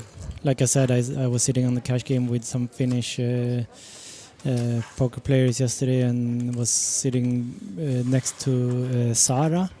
Yeah. And she told me that like 3 of the clubs in Helsinki have been raided, or because there was something coming out on the media. There was underground clubs and everything. So she was a bit sad that they're starting to close the poker clubs over there. Yeah. So now they're playing Texas. Yeah, now we're on to the Hold'em. Yeah, What they about play one yourself? orbit. Yeah, exactly. So yeah. it's three different orbits: 4 cards, 5 cards, and Hold'em. Yeah. So 3 different games being played, orbit each. And Okay. Also, Emil just called. He limped under the gun with ace 10. yeah, If the graphics right. yeah, should be. Actually flops the best hand. Check.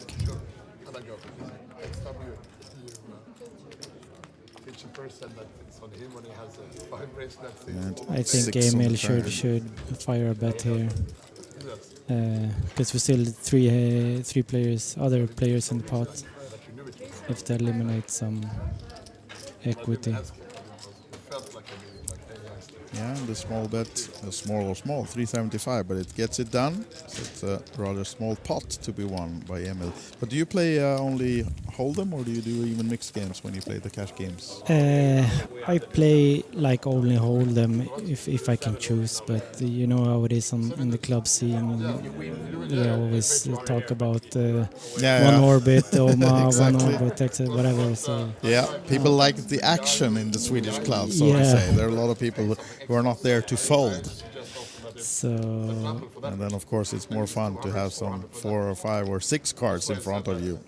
yeah, 5 cards. It's like the 5 cards has been dominating Swedish clubs for the past 3 years now. So it's like 4 cards is unheard of anymore. It's No, really? Okay. it's only 5 cards, and like a couple of weeks ago they were playing 3-handed 10 card PLO. It's like All right. you can imagine. Yeah. So Wow. Yeah, I can imagine actually, but I don't want to be in those games. no, You can buy scratch cards instead. No, I've been talking about. Actually, I've been talking with some PLO professionals from Sweden that play the 4 cards like always. Yeah. And they're like scratching their head with 5 cards. It's like they're telling me it's a totally different game. It's like it's unbelievable how much the variance shifting for only one extra Yeah, only card. one extra. Yeah, it's a huge difference as well. Yeah, it's a huge difference. It's like they couldn't imagine that. You might think that it's like it's Yeah. just one extra card, but it's Yeah, so Mounir now happy with his hands, of course. Jacks under the gun makes it a casual 150. yeah, that's a great starting hand. And 6s for Ranno. He comes along, hoping to set mine Yeah, and fold it over to the blinds. Emily folds. so We haven't seen any blockers for jacks or 6s folded, so yeah, Might Jonas, be- he's a professional Finnish player, or Yeah. yeah. and I've seen him play a lot of tournaments. I'm not Oh, almost too good of a flop yeah, for this is Mounir, yeah, because no one else has any connectivity. I was about to say to and this. the flop texture is very dry. Yeah, it is. Obviously, Ranno can pay him off here because 6s is ahead here a lot against random high cards. Oh, Ranno- he's racing right away. Did he? Yeah. Oh yeah, you're right. Wow, 375, and Mounir is trying to look not bothered or happy. It's like, hoping for a set of 4s here with Ranno. He should only be calling here Yeah, because he a is. set of 4s is anyway not going to fold on later streets, so you don't have to push that. And 3 of spades. Few straight combinations possible, of course, but not so likely that he would do this with an ace 4, ace 5, or 5-6. No, He does block though. He has the sixes for the nut. Yeah, of course. Nuts He and, can take a free card here because that was pretty good turn. Wow! Oh, Unbelievable. wow! We did not rig this, folks. Unfortunately. Yeah, because here Ranno can go really big. Yes. Uh, Yes. Wow. Because Mounir has some ace highs here. Yeah, absolutely. He has aces in his range here, yeah, or some ace. so he can go really big here. Ranno. He bet bet 80% of the pot. I think he should go bigger than this because he can go really polarized here. Because all the sets, if he had a set of fours, he would obviously go check on the river or small. But he gets paid. Pays him off. Yeah. Yes. Yeah, I understand. That's why you don't have an ace. That was unlucky. Wow. Yeah, he was unlucky, Mounir. The no filter founder gets counterfeited here with the jack flopped top set and runner straight for Ranno. Yeah, it was pretty sick because when the flop was a jack 4 deuce You see rainbow. sixes, yeah, so you're dead. Like- No, I'm not yet. Oh yeah, well, there you see. If you don't follow poker or watch it too much, that's how it can turn out. Mounir had like a 98% equity on the flop or something like that, and he gets beaten by the runner straight. So things can happen. So Mille, you played sure. the main event today. Do you plan to play any other tournaments as well during the series? Yeah, I played the main event. Like obviously it didn't go so well. I'm not sure. You're not doing the evening flight today? No, I think the thing is I'm going home on Wednesday morning Okay. so if I Oh, now then Juha. we'll have to stop talking Queens about against that. aces. Yeah. So Ranno just had a good run, but this might be trouble for him because he's not getting away, of course, with the queens. And well, Mounir folds one folded as queen well. also. Yeah. Ouch. Okay.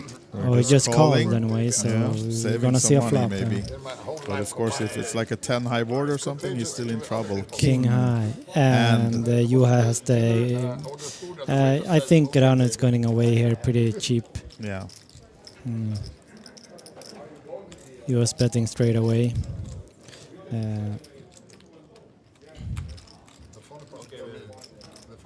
Okay, I'll give you one more street. Yeah. One more, a little 250 is okay, but he's not calling much more, and there's I no. think not.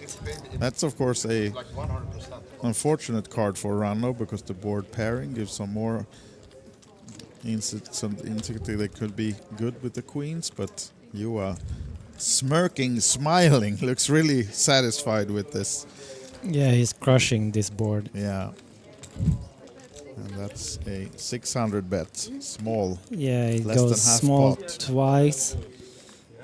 On this board checkster, it's always Yeah, it's pretty strong because if you have something you want to protect, then you obviously have to go a little bit bigger on the bet sizing. But since you has the ace of clubs, he's not afraid of like basically any card except for one king on the river if Ranno has a king, but otherwise he's not afraid of anything. So, but Ranno still is interested, but I think he's gonna let it go. Yeah, looks like he is, right? No. You will get 400. 400 from me, right? Yes. Of course you should. Of course. So now they're discussing something. Oh wait, not bluff you off. You have to fold. Ah, okay. But you called, right? Yeah. Yeah, I showed the do 7 and give 400. Yeah. Okay, I didn't quite hear what Juha said, but He had Juha picks that. yeah, he's really comfortable at the table. Juha talking for being him a lot, and it's nice to see. Good vibes at the table, and If you call the river, it's only 200. Yeah. If you lose,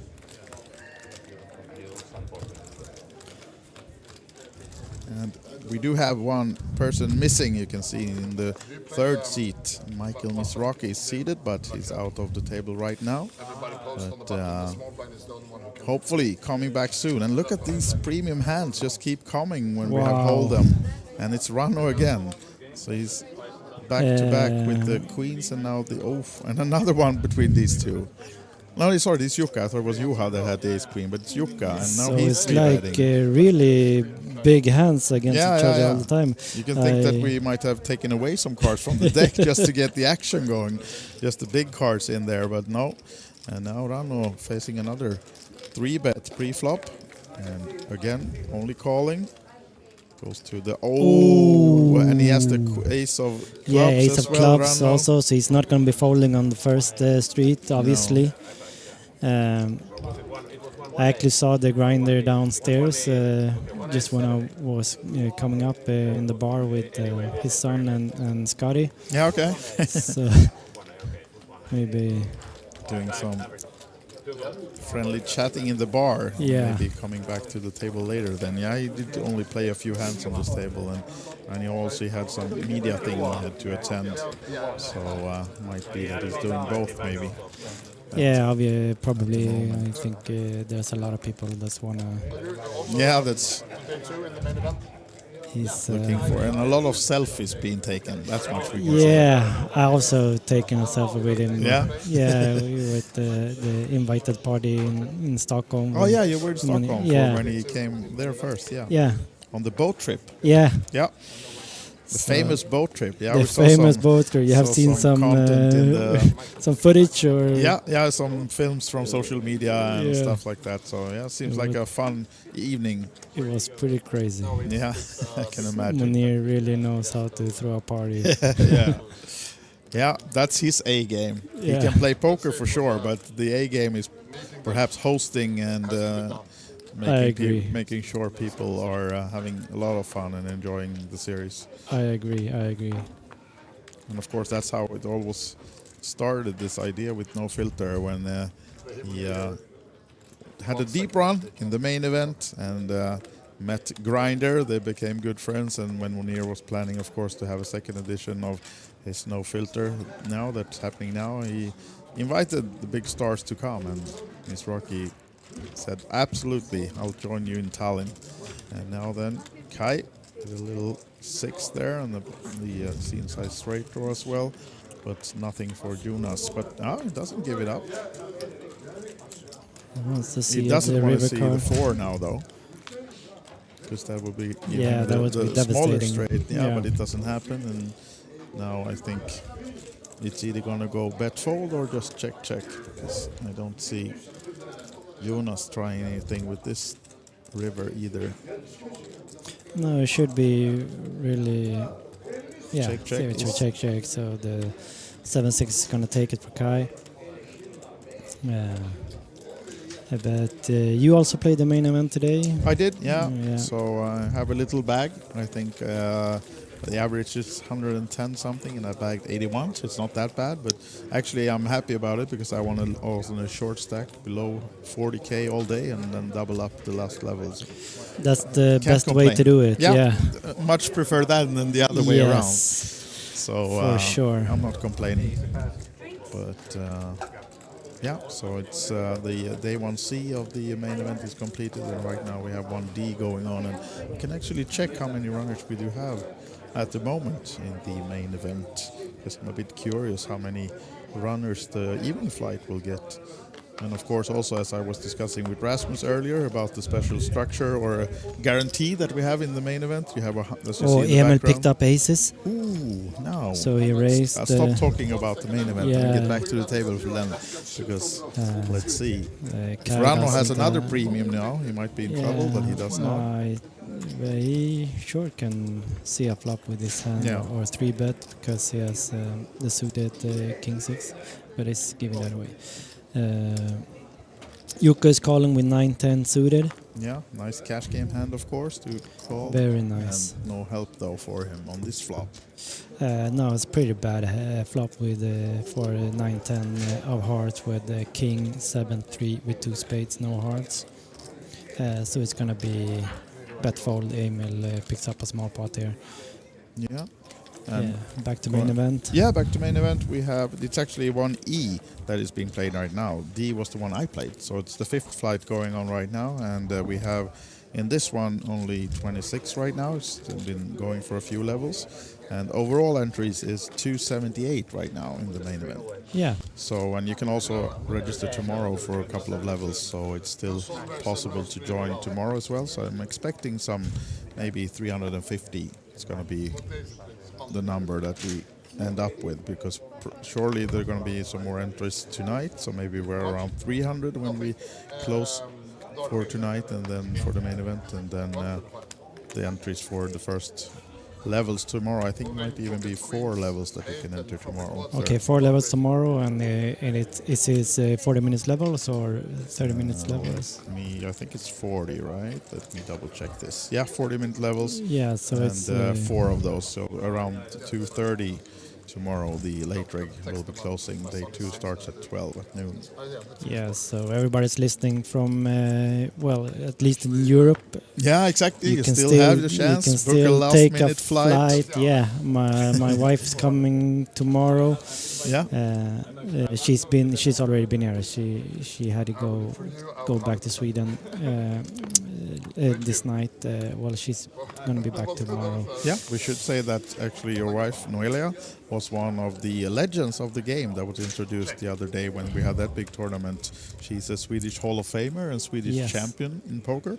So she competes with you about the best in the relationship for sure. Yes, of course. Well, you're not a great. Hall of Famer. You're not a Swedish champion. You still have some work to do. A lot of work to do. At least you did commentary on the Swedish Championship this year. Yes, I did, and I was hoping I was going to go far in this tournament. So I had some, because all the trophies at home it's only hers. So yeah, all the poker trophies at home is only hers. She has, and the Hall of Fame, of course. That's hard to beat. Yeah. But really nice, really happy. Like you said, she's going back tomorrow. And also all the ladies that are interested. Tomorrow is the ladies' event. Yeah, the €150, right? Yes, and what time that starts actually? That's it's Wednesday, right? Yeah. No, yeah, exactly Wednesday. Yeah. Sorry, on Wednesday. So. Wednesday at 3 o'clock local time is the 150 women only. So and you can do a single re-entry, so it's not going to be too crazy either. No, exactly. I think it's a great tournament, and like the atmosphere on the always on the latest events is great. Yeah.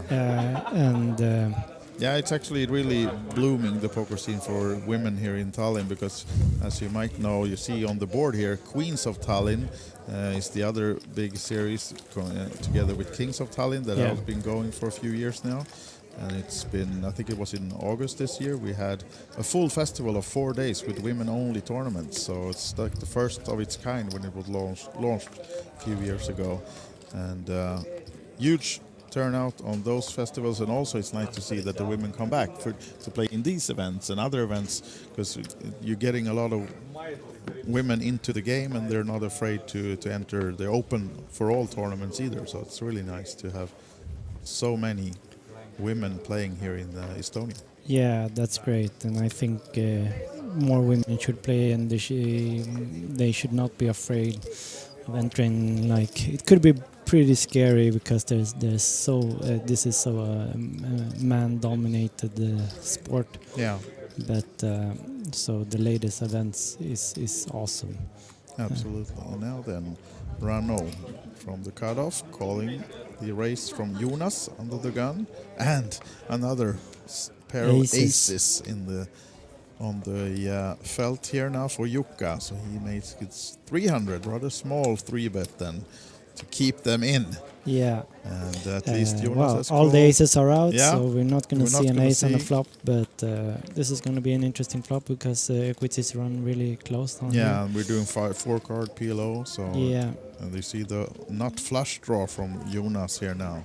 that's a really good flop for him because. And Ranno with the open-ended.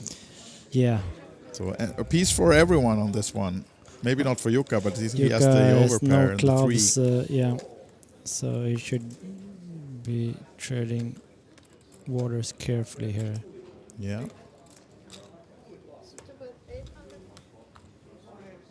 He's going for like half pot approximately, a little less. Yeah, he did. And interesting to see now. Juha is going. He's shoving here. Well, he's hoping to be shoving here. Yeah, exactly. So he's going pot bet.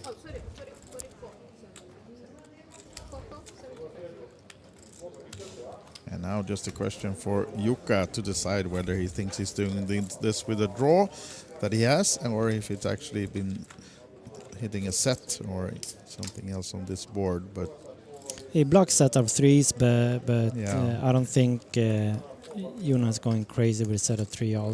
So no, I think it's a good fold because Juha doesn't have any blockers really. no, not at all. No. Despite the blocking the three, but I think if he's up against a draw like that specific draw that Jonas had was like the best combo he could normally face. you have another bigger combo draw as well, and then Yeah, it's of really course. behind in equity. So Yeah, of course. yeah, So, but I think it's a good fold anyway. You could like shove it in there and be facing like monsters. yeah. So on to the next one then, and still no grinder at the table. We're still at the 4-card PLO, and Mounir is under the gun. There's no straddling going on this table though. No, I'm a bit there- surprised not to see that, but of course it's Maybe it's too high early stakes yet, enough. We're doing the 25-50 euro blind, so it's rather high stakes, of course. You're not intrigued to play the game yourself, Mille? Yeah, I think this is a bit too high for Yeah. me. You know, this is too high because they're not sitting like so deep either. So No. it's like when you have a few hands that collide, is going in fairly easy in the flop or in the turn at the latest. Yeah. So there's not a lot of room for. And Jonas seems like he's getting up of his seat, or was he just counting the money? He's still sitting down and folding, but maybe he's preparing an exit. No, he's staying. Just stacking the chips like he was leaving, but he didn't. He just want to have it neat and nice in front of him. Yes, That's good, of course. We had four-handed. Emil bet right into three people. No one calls. He had Queen, Yeah. Jack, Jack 9, so he's blocking Nice the flop straight. for him, yeah. Celebrates with a bit of Oli boost by the looks of it. That red can he had is the local brand, the OlyBet Power Drink, should Yeah. we call it. Have you had a chance to try it? Yes, I have. Yes. And it's, it's... If Yeah. you like those kind of drinks, it's really a good one, I think. Yes, I think that too also. If you like the taste of that other bigger name Yeah. in that business, that branch, that the most common one, maybe. Yeah, that. Mounir now with the big blind. And Kai. Over here we have round fold again to Juha. Nice hand for Juha Helppi now. Yeah, double suited 8, 10, Jack, Queen. That's a That's great hand. nice as it gets, right? We saw some ace queen of clubs folded, I think. Was it Jonas maybe? And Mounir. So I'm doing it just for that reason, to screw you up, basically. So Mounir's wanna tilt Juha. Seems like. Yeah. The Finnish players, I'm coming for you. Did he have a 3? No, 4 deuce. 7 king, but Juha not connecting with the board at all, but neither does Mounir much, other than the deuce, so probably not gonna stay in this one for long. No, even though Huh? well, He's sticky. yeah, It was he's only sure- 150, so why not? Come on, another deuce for me, he says, and he gets the 4 instead. he So gets the 4. He's well up in front actually, but he doesn't know that because any pair, of course, in Juha's check hand here, would right? be beating him. But he goes check, check, and Yeah, Mounir has the best hand. Yeah. He's gonna win it with a 4. Have it straight. That's how it works, right? now he's pretending not to even know the rules. I think he wants to come to showdown here, so he's But does pretending- Mounir play a lot of mixed games, or is he a Yes. Hold'em player in the cash games? No, he plays He both. plays, yeah. But he loves Hold'em. Yeah, yeah, I know that, but I don't even know if he didn't do Omaha otherwise at all, or if he does play it in Sweden a lot. No. We every time he comes and play with us, he's always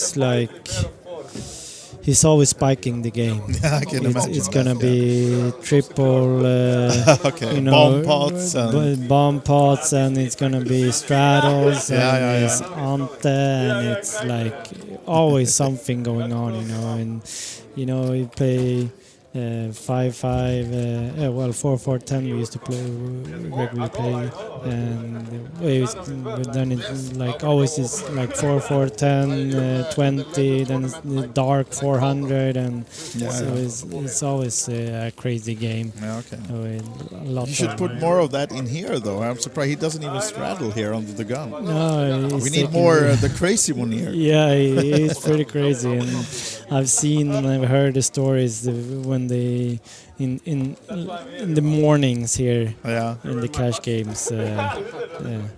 He was telling me that they were playing cash game like to 9-10 in the morning today. Okay. Ah, today. Yeah. So. And they were doing around the straddles, the whole table, so it's like... Yeah, Mounir's the kind of guy that doesn't seem to need any sleep at all. He's No, just it's on fire. a machine. Yeah. So Yuka picks up queens with Jack and 10, double suited, really nice hand. Juha call with King Jack 10-7 with Jack 10 of spades, and Kai call also react. I think Kai flopped the best here with an open-ended straight flush draw. Yeah. And he has double 8, so he blocks straights here. Yeah, really nice flop for him, but the ace on the turn is not the card he wanted. No, although really we have not. no aces in anyone's hand, Oh, so it so goes it's checked around again, and that's the straight. Right? No, he doesn't. Sorry, he had a 9. No, had so 8s and queens 10s. actually Yeah. is good here. So now he bets. Has the blocker 8 for the nut straight, of course. Yeah, I think it's a good bet. Yeah, so gets away with that. Wins the rather small pot, but still. All hundreds are good hundreds, right? And he's on a little bit in the red, Kai. He's in for 5, and he sits about 4K in front of him right now as Ranno comes back to the table. Yeah, right. So there's not been a lot of buy-ins yet. I can imagine. Because Juha sits with quite a lot. Yeah, he's in for 10, I think. Okay. 10 or 11, actually. He added up at some point. But no, otherwise, most of them are in with 5K, I think, yes. So it's not too deep, as you mentioned, Miller. Yeah, for being a 25-50. Exactly, and I'm used to play deeper cash games, so I would not feel comfortable playing with only 5K on this table. No.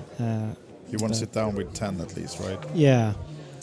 When you have, of course, also when you have a few players, as you are playing 15. I mean, normally you do want to cover all the players at the table if you can. Yeah, and it gives more room for some bigger plays and some few spots that you can take if you have a bigger stack. Yeah, because here with just 5K stacks average, it's going to be a lot of. If you're playing a big pot, you're going to be all in already on the flop or turn. So exactly, it's hard to do something else. Yeah. 3 hours and all 10K up. These are like really big packs, like my early. So still on the 4 card, right? Yeah. Another hand. And if you just joined us or haven't been here for a while, we're doing the 2550 cash game stream from No Filter Poker in Tallinn, Estonia. And they're playing a round of each, Pilo 4, Pilo 5 and Hold'em. That's Wise Guy and Mille in the booth currently, and we're enjoying, of course, this as much as the player seems to be doing on the table. It's more and more banter coming up. Yeah, this is great, and I think they're enjoying it a lot, actually. Yeah. This is what we all are here for, to play cards, to play poker, and to sit with some truly legends also of the game. It's awesome. Yeah, absolutely. With a flopped flush for Kai. Yeah, not so high though, No. but still the winning hand, and he flopped everyone dead actually. Yeah, he did. No. So this is gonna be a check to river. Oh, he straight flush. He had a straight flush. Yes. So here's we're gonna see a bet obviously because he has to play straight flush, but no one's gonna. Now he's call him. praying for someone to go wild with the ace of spades, but unfortunately exactly. it's not in anyone's hand. But he doesn't want to have anyone go crazy with the ace queen of spades. That though. would be devastating. That's not a bad beat. Jackpot is not going out on this hand. Yeah. Ranno now actually giving it some thoughts. I don't know why, but it's the wrong spot to get tricky here now to do something. He only has a straight here, but he obviously is beaten with every flush. Yeah. But he's thinking about a hero call here. Problem is he doesn't block any spades himself, but he comes for the call with the straight, so it's going to be bad news. Yeah. So at least Kai gets rewarded a little bit more for that straight flush.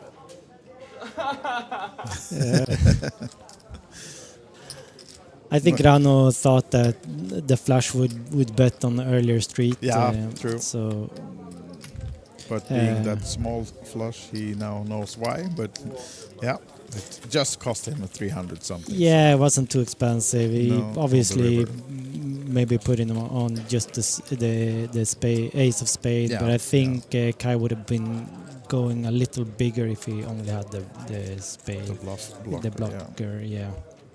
So, well, like you said, it was only a 350. It was worse to see just to be shown the straight flush. So, Emil, is it 5 card now? Are we? No, we're still on the 4 card. Okay, the 4 card, yeah.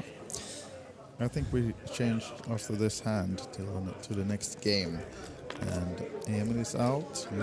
Jonas pick up a nice hand. It's ace, king, queen 10 with a king 10 of diamonds. So it's one suited hand.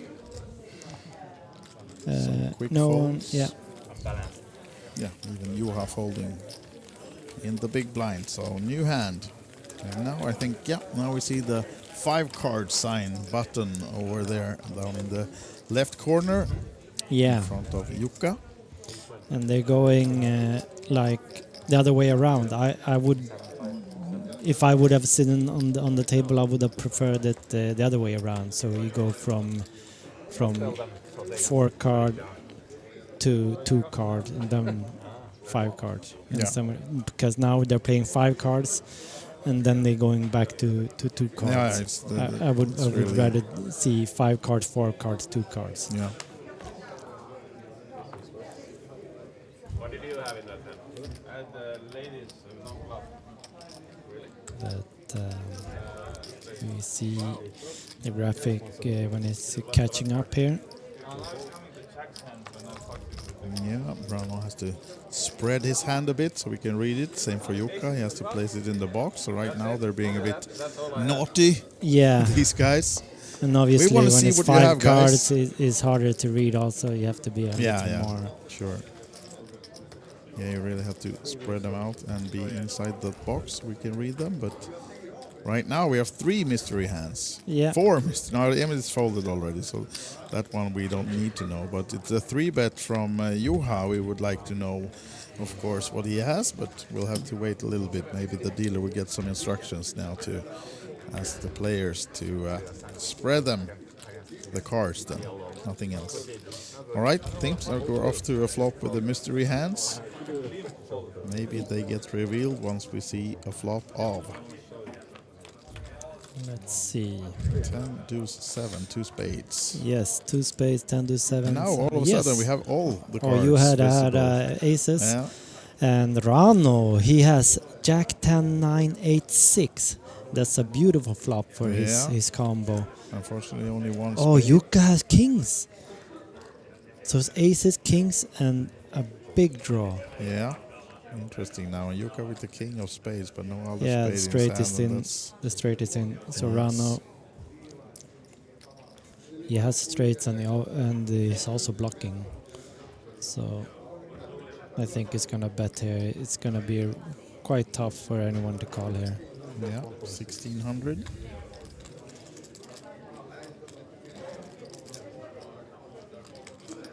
Juha has a gut shot only. And you Yeah, he's not gonna stay in this one. There's doesn't have no anything to do no with winners the to come board. for him. And Ranno takes it down.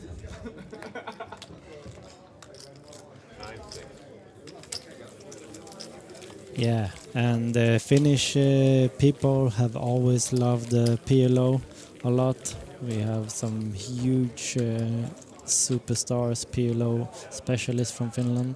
Absolutely, yes.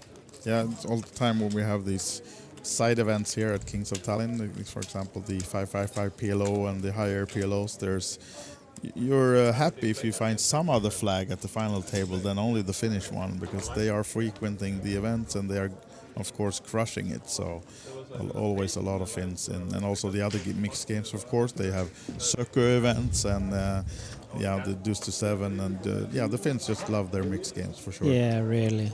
And also on the cash games, it's been a lot of PLO cash games here in the casino, and it's like a lot of Finns in those. Have you ever played Sökö? I haven't. No. So that's the real Finnish speciality game. Yeah. So I wouldn't want to sit down with 5 Finns to play that game. But it's a fun game, of course. Now then, Juha racing with the jack high, 5, 6, 7, 9. He's taking it down. Ranno doesn't want to be in that hand anymore. So now we're 6-handed and we're missing for now Mounir and Mizrachi, yeah? Yeah, we are. And it's still 5 cards PLO, yeah. Yeah.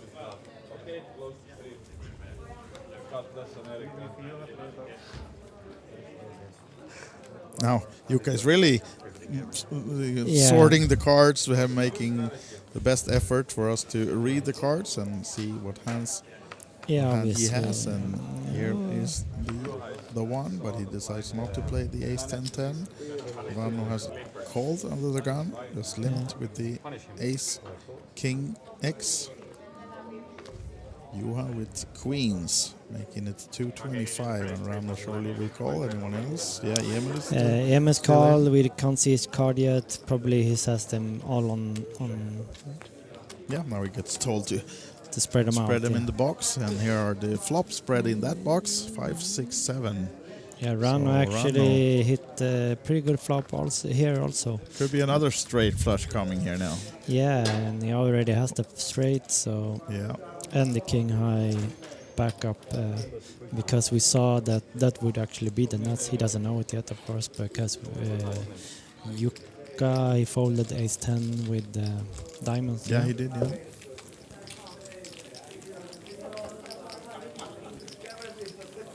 We haven't seen a real clash yet. No, not really. It's been a while since we had an all-in and a call as well, so action slowing down a bit. But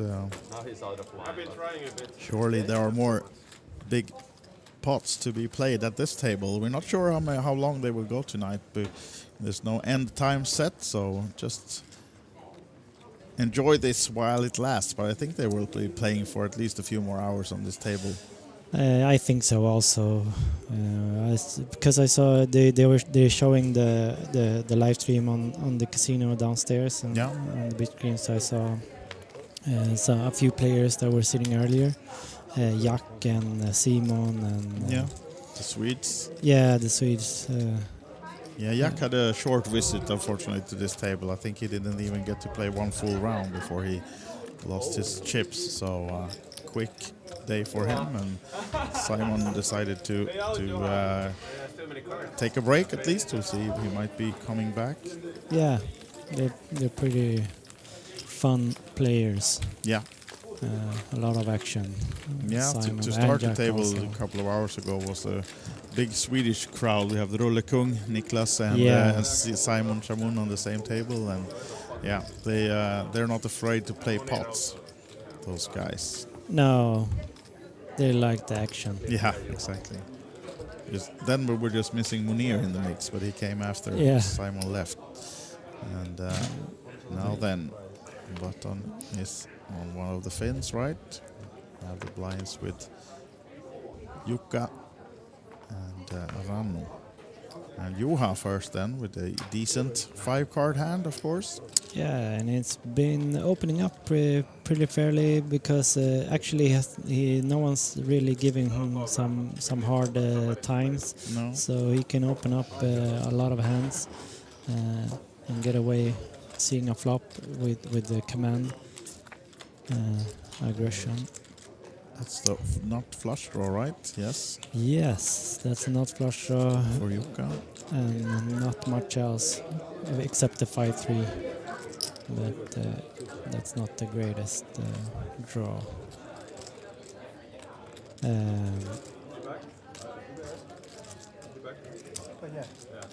He only calls just here. A call? Yeah. And hits it straight. The flush right away. Yeah. And Juha also has a flush, but but it's taking it easy. Now the poor bear, but ace-high flush is still the best hand, so he's going small here, bet 33% approximately, and Juha can't beat much here. No. Even though he has a 10 high flush, he can't beat a lot of hands here. Chase him off though. It's too cheap. Yeah. It was the perfect sizing, right? Even though I don't know Finnish, I can imagine if that was what he said. Like, here's a little gift for you. Yeah. Take them. Buy something nice for these 300. Yeah. Yeah, I think Juha, he opens a lot here because no one's 3-betting him actually, and when they are 3-betting him, it's like with monsters, so he can play fairly easily against those types of ranges. So maybe when the players are a little bit more aggressive, he's gonna slow down a little bit, but I think his strategy is pretty good right now. And now the grinder is back. He's back. He's back in his seat, so the world champion is back at the table. Michael Mizrachi, here you have him, the just announced GG ambassador as well. Yeah, that's awesome, man, and he's a really nice guy. Been hanging out with him the few last days here, and he's really humble. Yeah, absolutely. He's so friendly and kind to all of, as we said, a lot of selfie takers. Yeah, and, obviously he's like a Hall of Famer, like world champion, like everything. Yeah. 4-time players championship winner. Winners, like. Yeah, it doesn't get much bigger than that. No. This actually within poker, so. He really deserves it. He never says no to a picture, and I really love it. That's really nice because. A set of 8s now for Juha, and he's betted 525, half or a full pot bet actually. And Ranno coming along with the flush draw. Yeah, Ranno with the not flush draw. Straight draw, and he Yeah, gets there as well. Yeah, it gets there. Again, and bad news for Juha, because of course he knows that a lot of flushes are calling him on the turn with that such a big bet. And even though he's blocking the straight flush, it doesn't matter because he's not blocking the nut flush. So he's going pot bet. This is the different spot because Ranno really can have the ace of club here with some other big draws on the turn, but Juha, even though he improved to a straight, is not the best straight. No, I don't see him calling here, and no. Just especially then in 5 cards. Of course, it's highly likely that your opponent has beaten your set when the flush and bigger straights come in as well on the river. So another nice pot for Ranno Sootla, and he's in the green and for 5k, and Juha still also up a bit. Yeah, he's been Juha's actually been involved in quite a lot of pots, so I think it's Juha and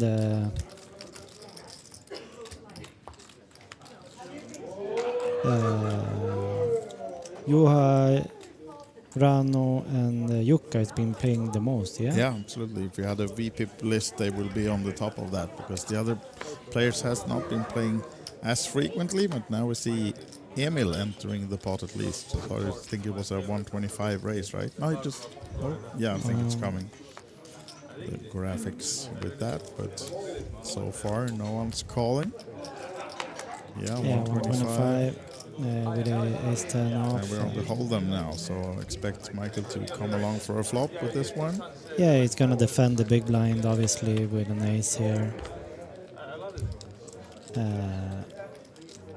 Emil has the ace of clubs with Jack 9-3 with 2 clubs, so it's double gonna be backdoor draws with straights and flushes, but gets it down already on the flop. Of course, not connecting for Mizrachi on that one. So, Miller, rest of your night, are you planning to play anything else today? Well, I love to play cash games, but they start quite late today because they just started when I came up here, and it was a 1-3 game. Okay. I would love to play like they have a 5-5 game. Because the 1-3 game is not that big actually. No. Because obviously the one that want to play a little bigger, they sign up for 5-5. Yeah. So it's a quite small game. So, but hopefully they open a 5-5 table later tonight.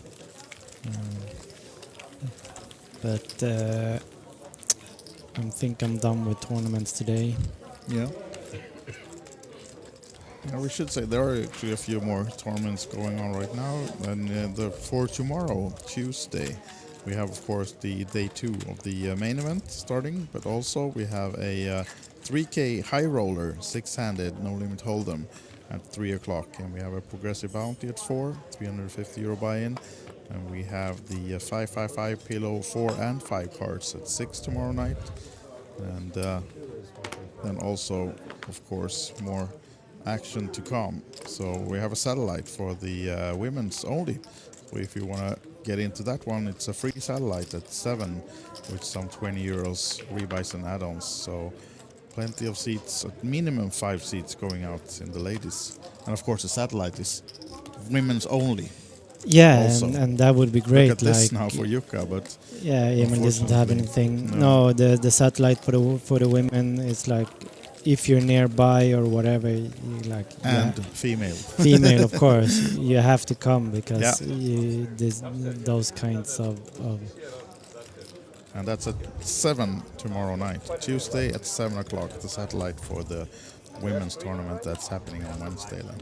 And also the women's tournament on Wednesday will be simultaneously with the player party downstairs. So if you are unlucky to bust from the tournament on Wednesday, you can go comfort yourself with some apple juice downstairs. Of course, and like we all know, and like we've said here in the booth, like Mouniers really know how to throw a party, so you don't want to miss the players' party tomorrow. When on Wednesday, I'm gonna miss it unfortunately because I have to go to the family, the kids, but the wife's gonna be here.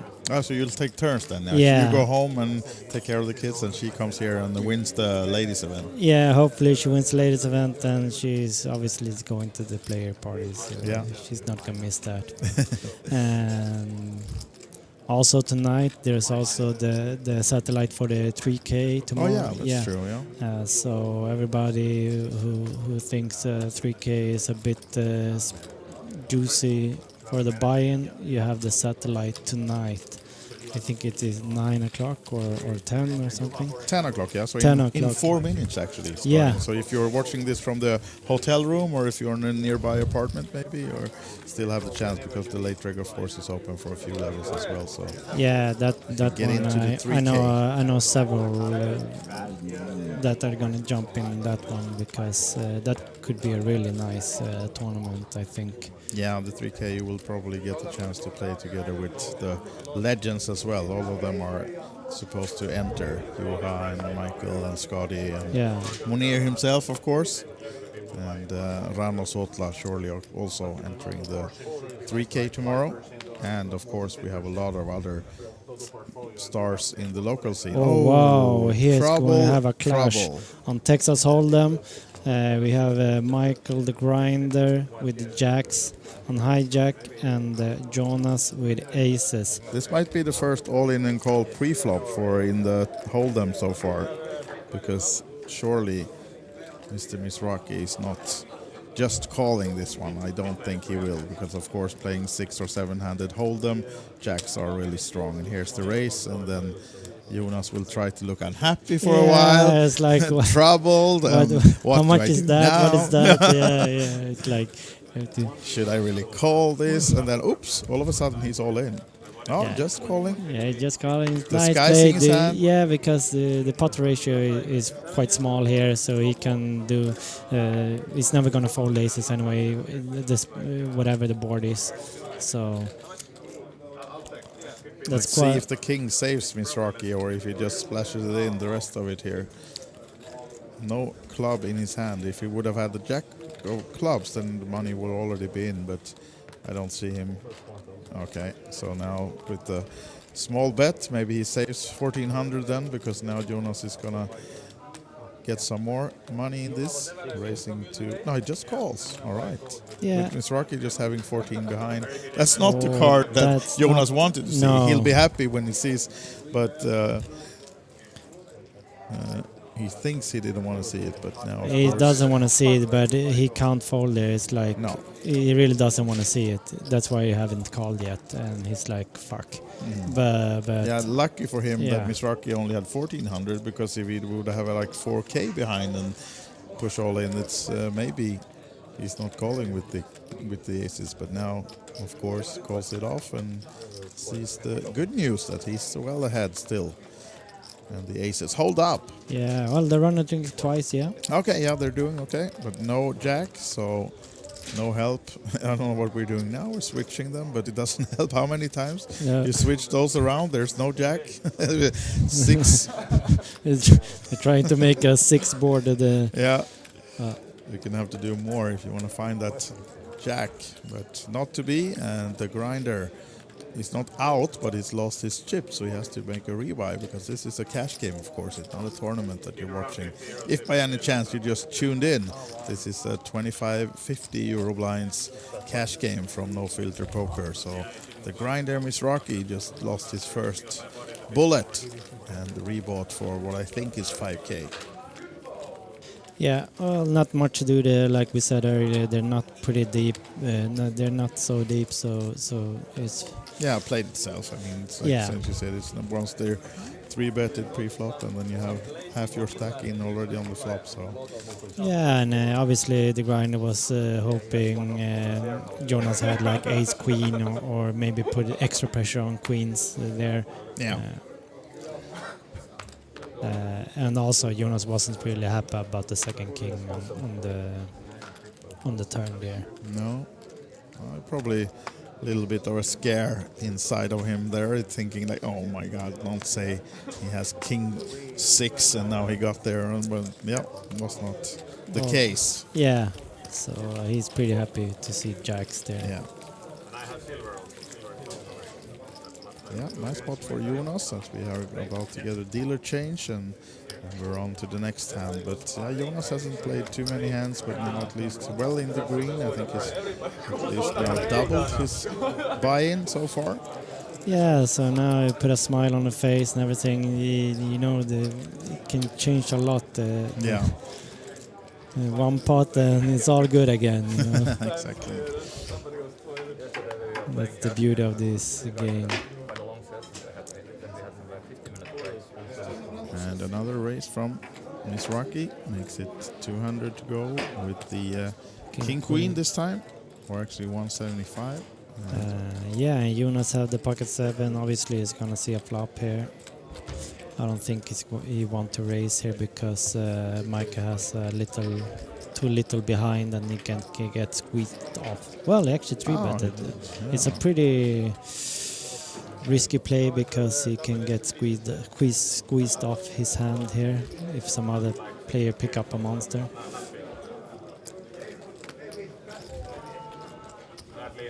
Back to Michael Mizrachi, and I was gonna say looks like he's folding, but maybe not. Okay, he only has one cave in front of him. Yeah. He did a small rebuy only. So he makes a disciplined fold here. He's professional. Yeah, surprised to see him not splash in those last 1,000 if that's what the only thing he's playing with.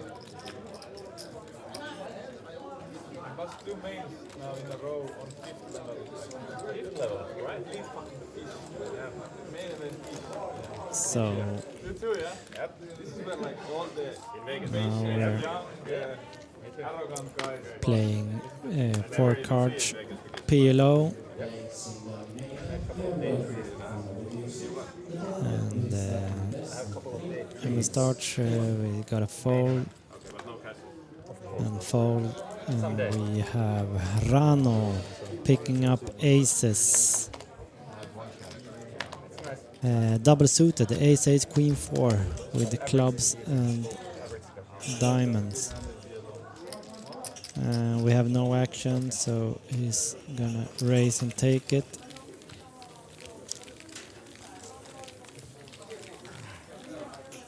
So we just started the circle with 4 card PLO.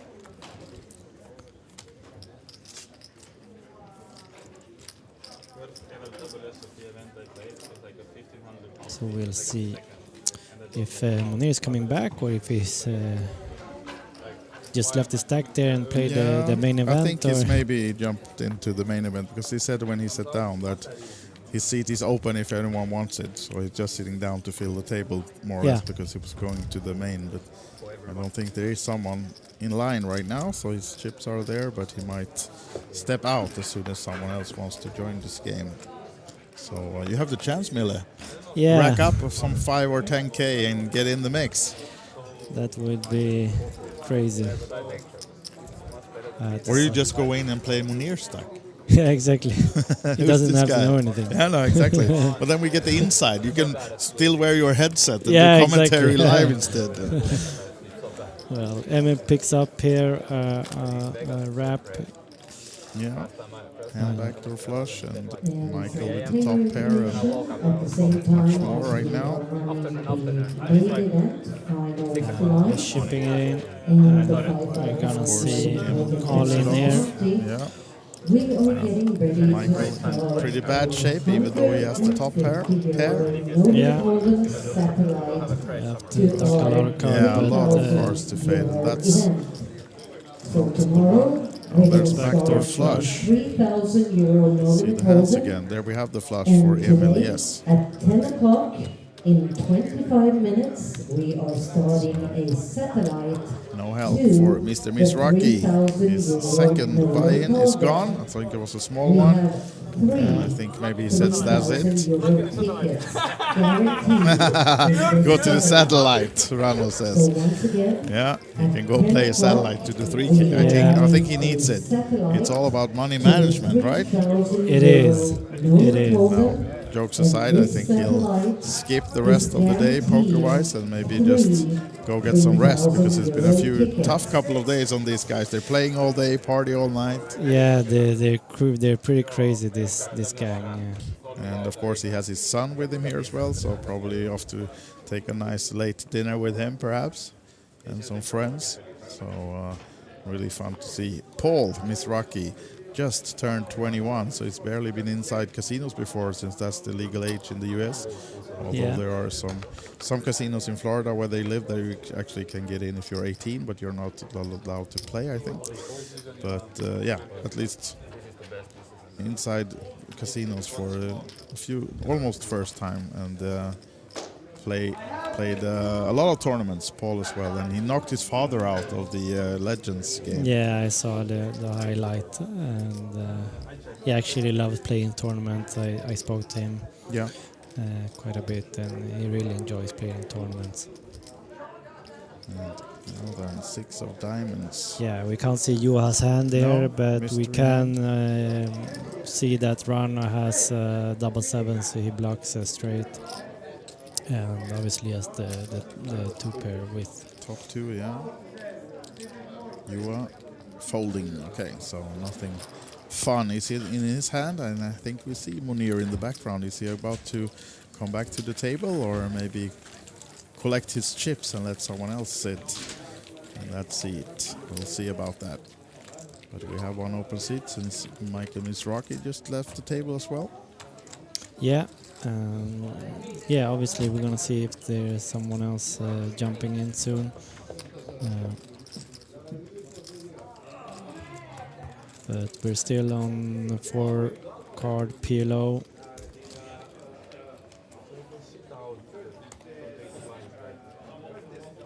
And now the table is dominated by Finland.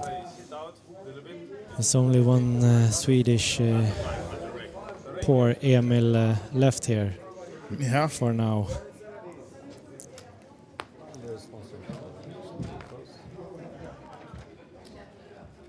And we have Ranno, who opens up with Queen Jack 8-8, double suited.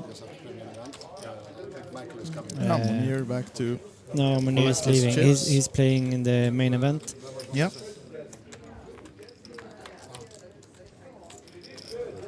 So 2 seats open at the moment, but I think actually we have someone coming in soon. I'm not heard any names, but I do know that there has been interest to play at the table, so probably more players are joining. As if you just join us, then this is the 25-50 euro stream from from No Filter in Tallinn. The Kings of Tallinn are not happening until February, but in the same arena as this is being played.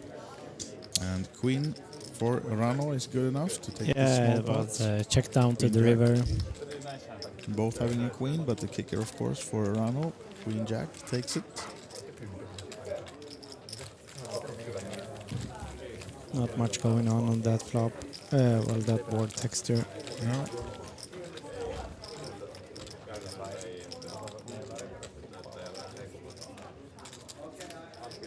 I think Emil feels a bit left out of the chatter on the table, because there's a lot of Finnish speaking. Exactly, he has to do this quick Duolingo crash course in Finnish. Of course, they're not allowed to play. We'll talk finish during any hands, but it's of course easy for them to fall back into finish between the hands when they're just talking between each other. Obviously, that's quite normal. Yeah. Kai's calling from small blind with Jack 9-3-3.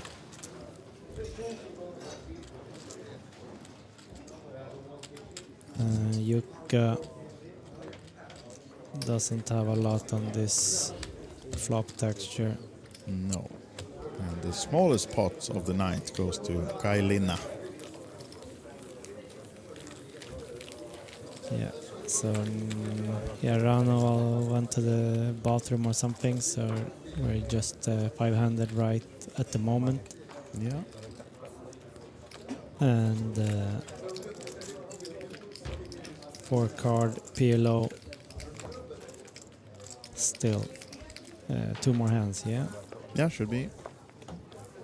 Or maybe one more. No, that's sorry, that's on Kai now. So yeah, Ranno is also the last one to have the button on this round. And Emil now definitely folding. Yeah, that's not a really nice hand. Jonas gives it up. Kai not either having a decent hand, so just the two veterans on this end of the table then, Jukka and Juha. Yeah, Juha picking up queens there. But actually Juha, no. It didn't flop 2 pair. Well, it turned 2 pair. Yeah. You saw into the future. Yeah, exactly. So goes check again. No? Okay, it was a bet and a fold. yeah, Jukka bet the turn there. Well, the grinder's back. Ah, look at this. There's a rebuy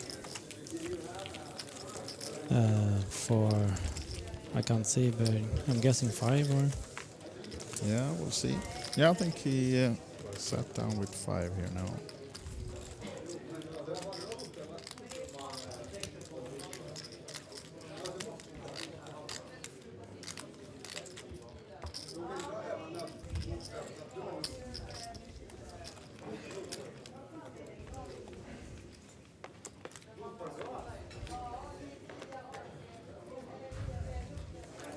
Let's see if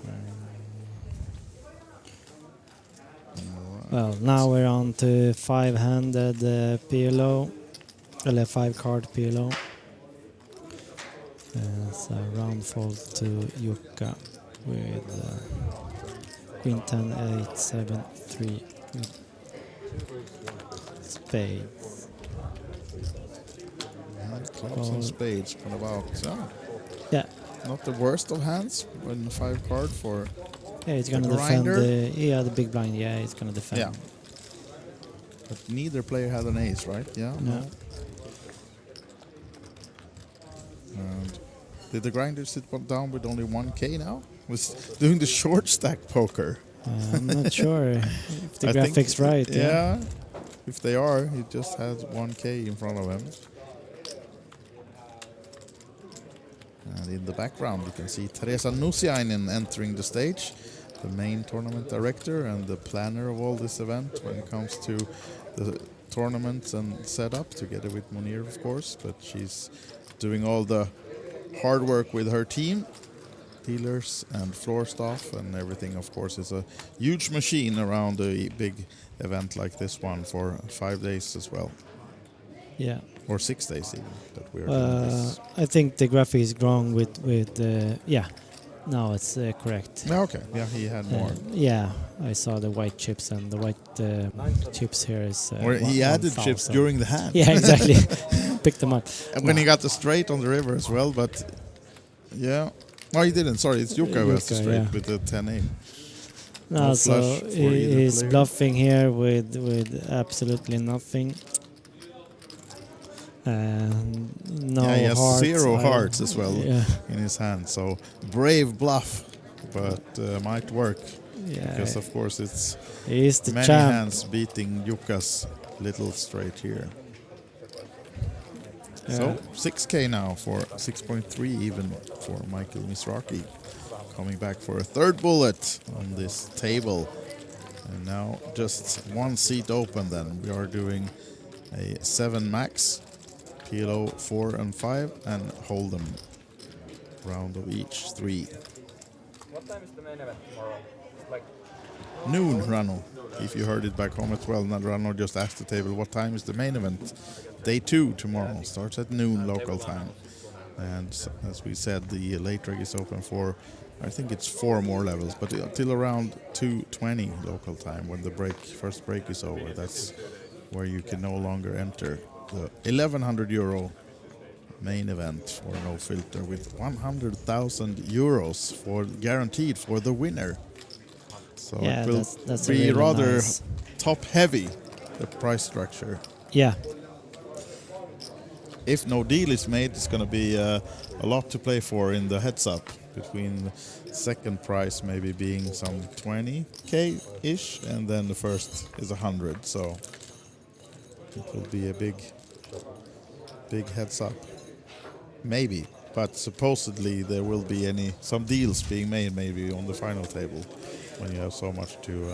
I think the chances are quite big. But then the rules then are that you have to leave at least 10% of all the money you're doing the deal that's involved in the deal to play for, and the trophy, of course. So it will still be a big chunk. Yeah, to play of course, and I think that's a great rule because you really want to have a real winner. Yeah, absolutely. Who deserves the trophy, not by just flipping. No, exactly. And all in dark.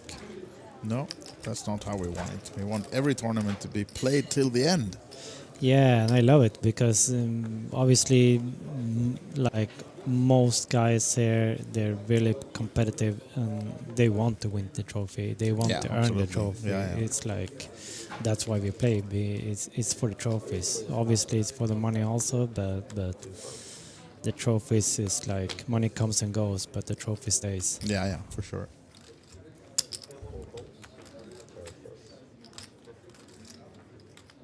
So let's see if the graph catches up. Yeah. Jacks and 7s we saw for the one hand that we do see, and no jacks or 7s on this flop, so Michael does not hit, but let's see if the other are kind enough to spread their cards a bit for us so we can pick them up as well in our readers. We do not until we go to the turn. That's an 8 of clubs, giving the flush draw for Mizrachi at least. Yeah, and the 7 because he blocks the straight here. So maybe he's gonna bet in this turn card. Yeah, comes with a little bet. There's 550 in the middle, and the bet is 300, so a little bit more than half pot. Obviously, we can't know what Jonas and Kai have, but Jonas probably, it's gonna pick this up. So the grind has been coming back with force. Yeah, small pots, but still building. Yeah. So he's now showing he's got a great understanding of these mixed games. Obviously, he has made the biggest accomplishment anyone has ever made by winning the Players' Championship USOP 4 times. The last time this summer, and the main event winner this summer also. So yes, he had a great summer.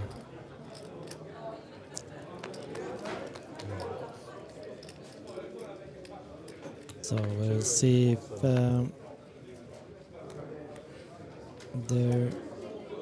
kings against aces, and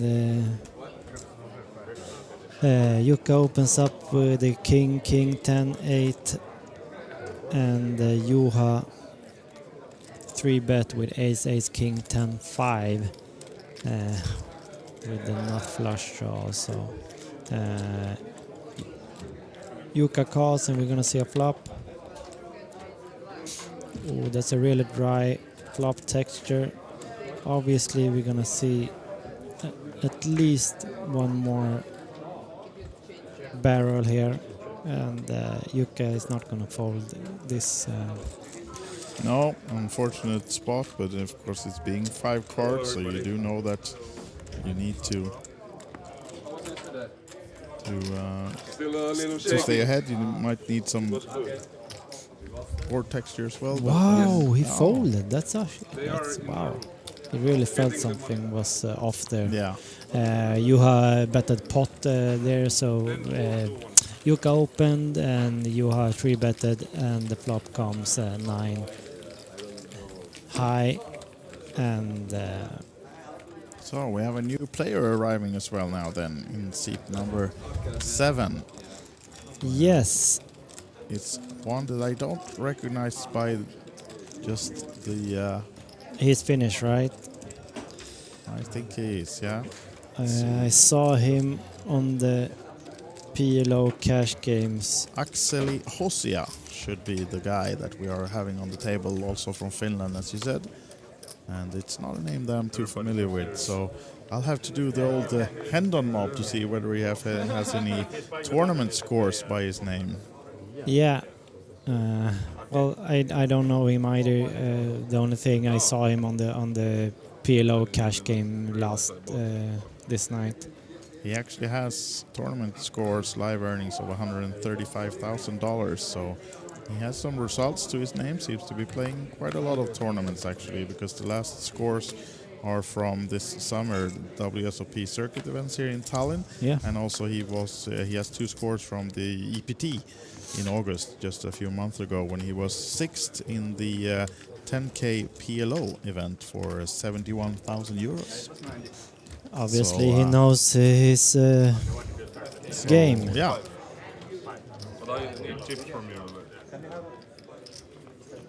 And I think you said that he sat down with 5, right? He said 5, so obviously I It think seems like more in front of him. That's 10, right?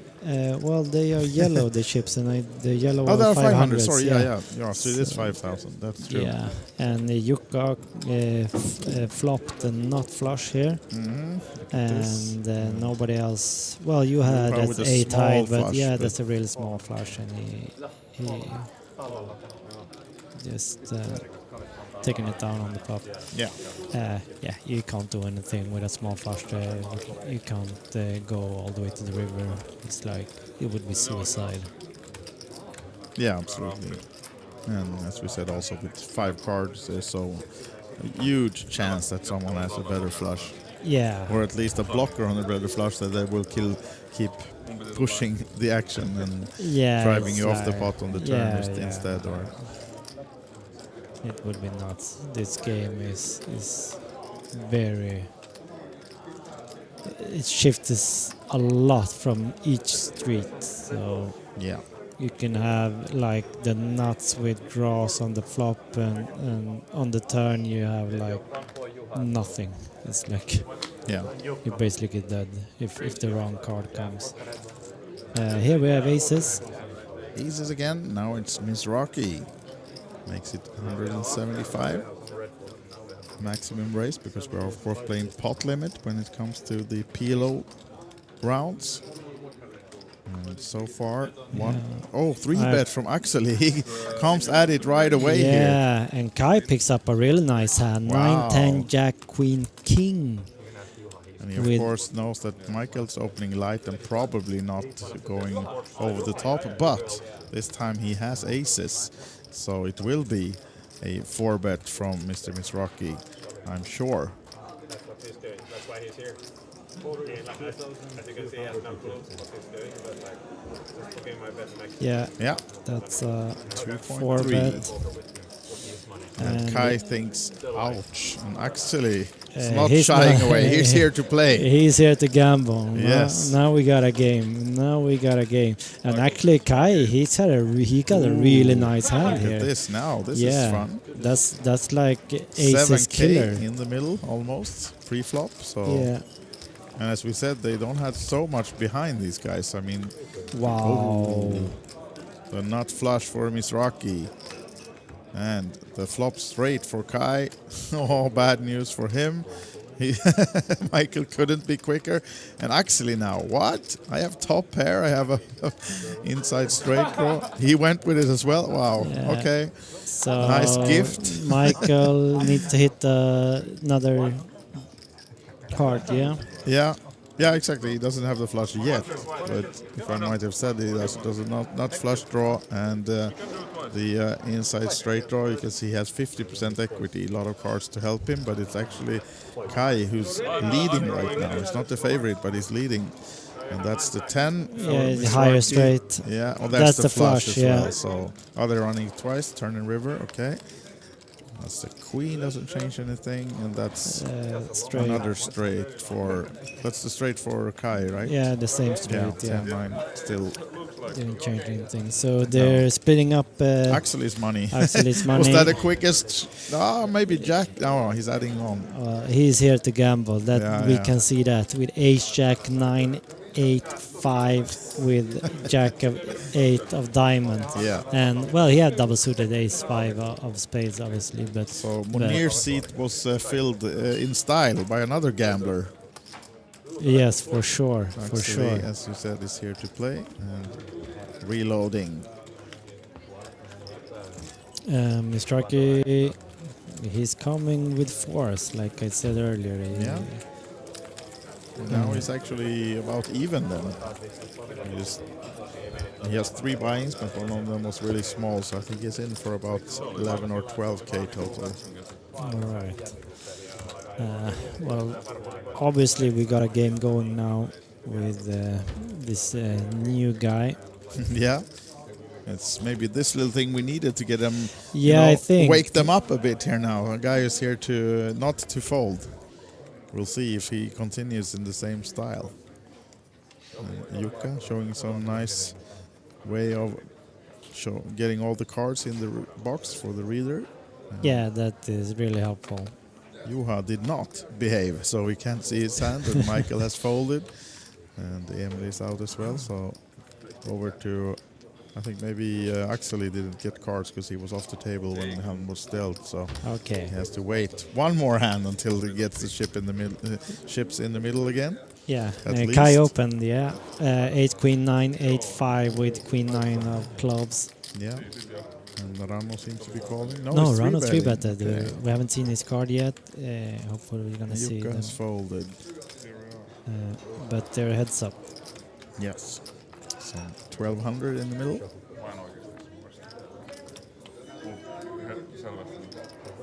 Ace, king, 7. There we have both hands. Oh, they have ace, king, and ace, queen. Yeah, that's a really good flop for Ranno. He basically flopped Kai dead here. And he also has the 10 for a straight, of course, and backdoor hearts, backdoor diamonds. Okay. Yeah. Despite, and that's of course the difference between Hold'em and 5-card PLO, that when you flop the top pair in a 5-card like this, it's not worth much at all if you don't have any redraws or anything else to go with. No, exactly. You have to be really, really careful with just a top pair. Yeah. So, full table now. 8 players, sorry. Yeah, it's really cool, and it's really awesome that we have Michael Mizrachi here playing cash game. Well, the whole series, but it is quite an honor. I think it's really awesome. I know there's a lot of people that wants him to come all over the places, all over the world. Yeah, of course. Yeah, and he's said to me earlier when I did the interview, and I had him in the booth here the other day as well, that he's been pretty much living in a suitcase since he won and been going. Yeah. And I can imagine, because he's such a nice guy, so he can't say no either. Yeah. And he thinks it's fun, of course, and he enjoys it. But he says now after this one, he'll be here until Wednesday, and then he goes to Miami for 8 hours. And then he's going to Bahamas. And then from Bahamas, it was something else. So it's like he hasn't seen home for months, almost. Yeah, no, he's a great guy, man. Yeah, and then I asked him, but what do you do then when you actually get home for those 8 hours? What are you gonna do? laundry. So, okay, yeah. Maybe could hire at least that to someone and get more efficient. Spend some time home just chilling, but yeah, laundry has to be done. And trip kings for Jukka. Yeah. Started with aces, but now it's 3 kings. Yeah, with the aces as a backup. So unfortunately, the gambler actually, not even him, can see a turn on this one, right? I think not. That would be devastating. Yeah. Tight fold. Yeah, tight fold. No, he can fold. He shows that. He shows that now. Well, no, I think the grind is a great ambassador for poker. You can find a better one, I think. Yeah, it's awesome. Yeah, we're so happy for him. So you're gonna see now. We changed game, yeah. Yeah, now we're on Hold'em, right? Yeah. Starting this hand, and we have a full round of no limit Hold'em action. So maybe, Emily, I'm just going to step out and visit the men's room. Oh, did I say that out loud? But I'll leave you here for a few minutes, and because now we're on your bread and butter, the Hold'em. So I'm sure yes, you'll be of course. able to do this one. No problem. So we got so much information. Texas Hold'em 25-50, and we got the only Swedish guy on the table left is Emil folded. Jona is opening with King 5 of clubs. Kai has a really nice cash game Texas Hold'em hand. Obviously he's gonna 3-bet this. Yeah, he makes a 3-bet 400. Mike's got the same hand, but it's not suited, so he's gonna fold his big blind. Yeah, just raise and take it. Obviously, Hold'em is more pre-flop. Raise and take, then PLO. PLO is a flop game. You have to see flop PLO. Otherwise, it's gonna get really hard to play.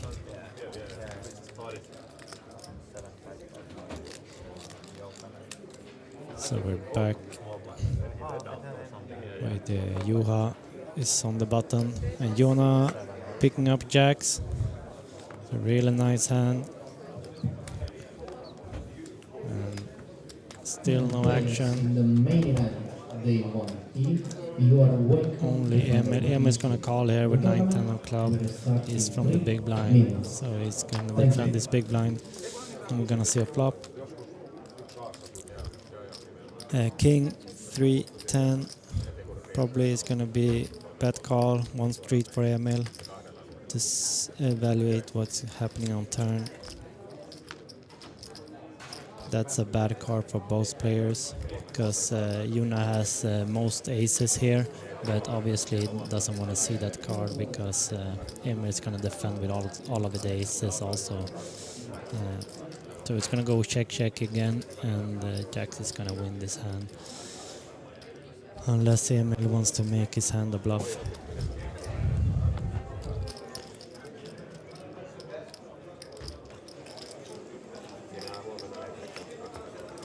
Yeah. So a new hand here in Tallinn in the No Filter series, No Filter Poker series. We have a cash game 25-50 with 1 orbit.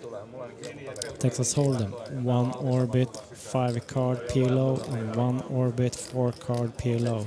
So this is a mixed game.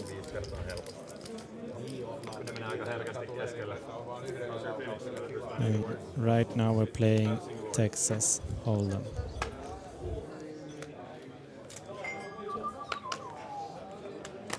Juha picking up ace king offsuit, raising it up. Emil with kings, and here we have a clash. Obviously we have a clash here. So we got a 3-bet to 600. Juha is playing in position, so he can call here. Otherwise, I think it would be a 100% 4-bet. But we'll see if we were gonna 4-bet here or just a call. No, we're gonna see a 4-bet, and the M is gonna rip it in here. I don't think you want to play kings out of position. You can slow play aces here, but kings is a bit more vulnerable. I think the best play is just jam here.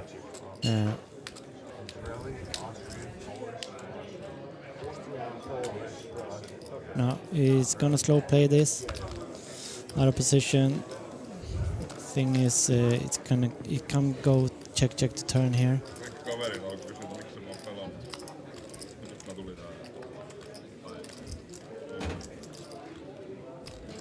This flop structure is quite okay for Juha because he was wrapping over pairs here, and he has the ace of diamonds, so he can get folds up from ace queens and.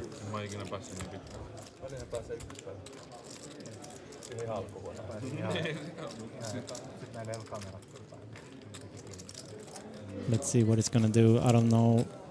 He's contemplating if he can get an overpair to fold. He thinks he's not gonna get an overpair to fold, so he's just gonna go check.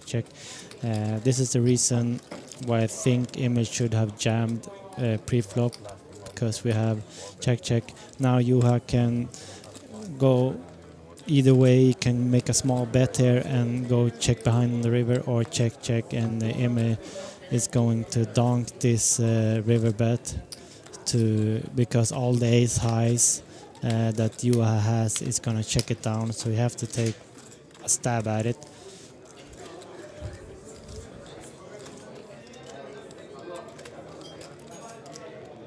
I was figuring out how much he can bet. Obviously he knows that Juha doesn't have anything good here. Many times just ace king, so maybe it's going to go really small here. I would target really small bet here.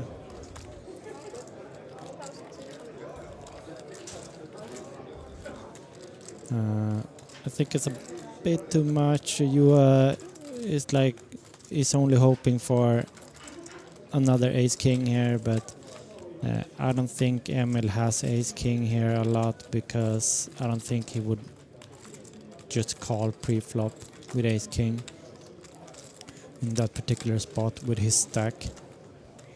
Yeah. So Emil slow play that, and it didn't turn out the way he wanted. I think he should have jammed here, because he was not gonna put in 1,700 euro and then fold for 3k more, 3.5k more with ace king. He just not. So we have Jukka left the table. I think maybe it's jumping in the main event flight, or doing something else. But so we have one seat open, and we have Michael Mizrachi with pocket tens. He raised it up 200.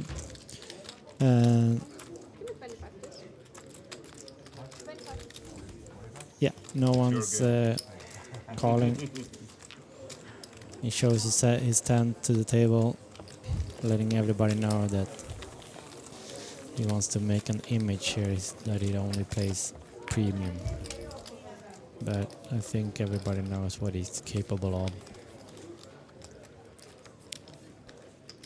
Well, I think, like I said, the back to the hand with kings against ace king. I think with the stack depth of Emil, he should have jammed there when you have 4-betted him.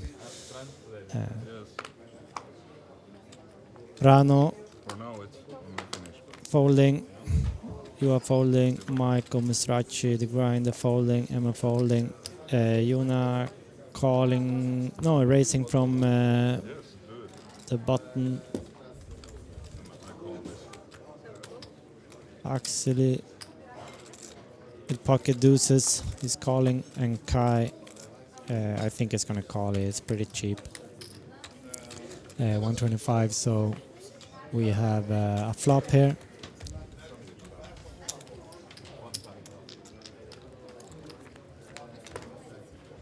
Three-way action.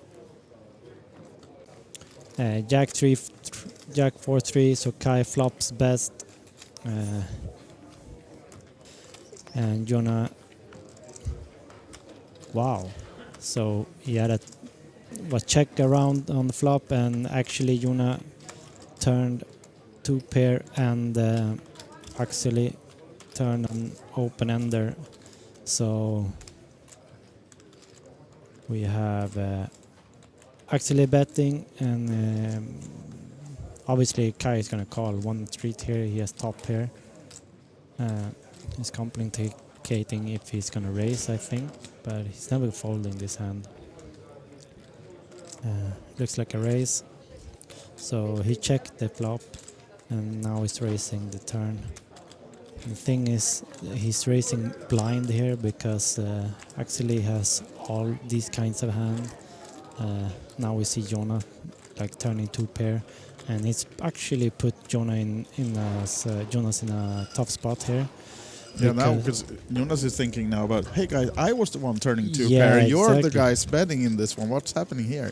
Exactly. So this is quite a tough spot to be in, but he has the button, so he will be playing the rest of the hand in position. So I think he should call here because of the second club on the turn, because Kai can have a lot of club combos here.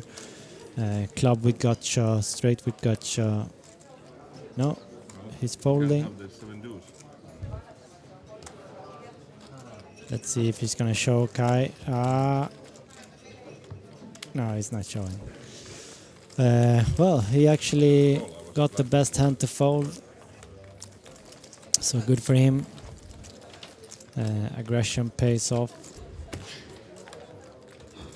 That's the beauty of especially Texas Hold'em. You can take so many lines and be aggressive in so many different spots. So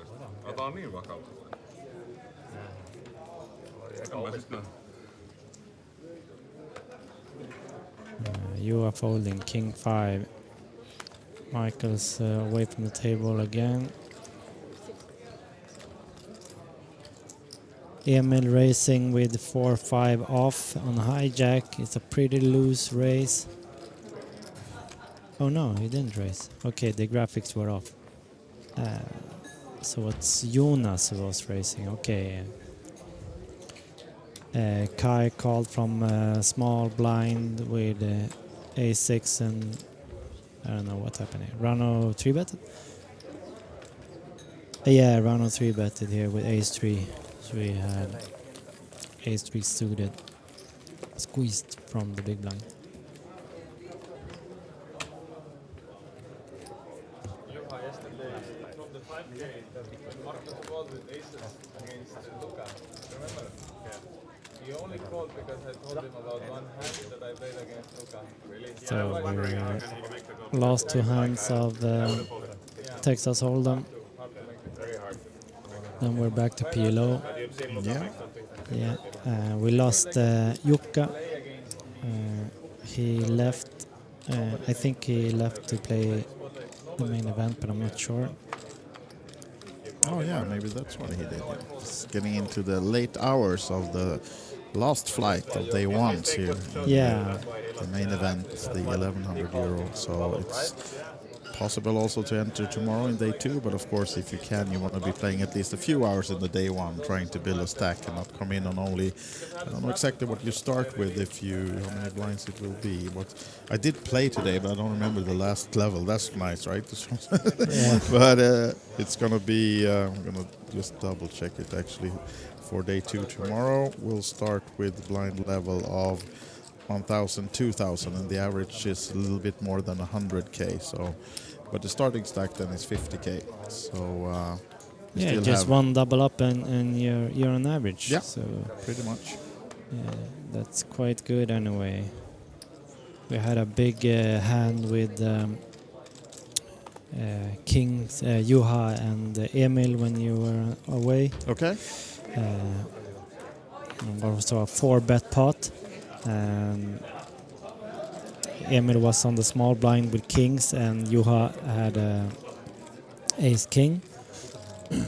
So Juha opened and Emil 3-bet to 600 and Juha 4-betted to 17, and I said that Emil should push here because slow playing kings out of position with his stack is not that great, obviously. He only had around 5k, and I don't think Juha is 4-betting to 1700 to fold. No. So, but he elected to call, and the run out was 10-7 high, 7-7, and there was like check, check, check, check, check, and finally Emil bet on the river, but Juha just folded his ace king. So I think he lost a little bit. He could have doubled up there. Yeah. If he played that hand differently pre-flop, but. So now we have had Axley on the table for a few more hands. Has he been as wild as he was when he sat down? Well, actually, we've been playing one orbit Texas Hold'em, so Yeah. you can see he likes PLO more. So on this orbit, he's been quite quiet. Okay. But I think that was the last hand of Texas, and now we'll probably see him back in action. There they come. Latvians. So we have one seat open, yeah, so we'll see if someone comes and jumps in this game.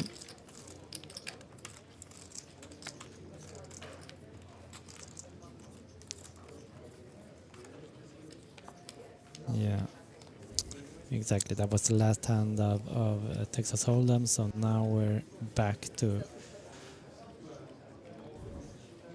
4 cards PLO, and Kai picks up kings, ace, king, king, 8 with hearts. Obviously he's raising that hand.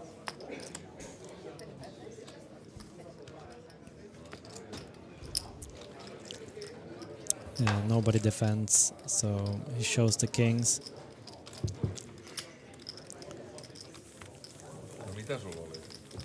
And MS the button now. Like I said, Michael Mizrachi, the grinder, his stack is on the table. He just left for a bit. But he's been crushing it when on his 3rd bullet.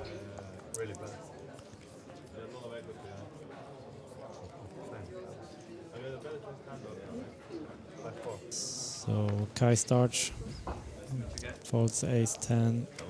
New player to the table. New player. Carrying a lot of chips and some drink. Not sure of the name. Let's see if we have him on the list here, maybe. Looks like this is Ralf Blombergs from Latvia.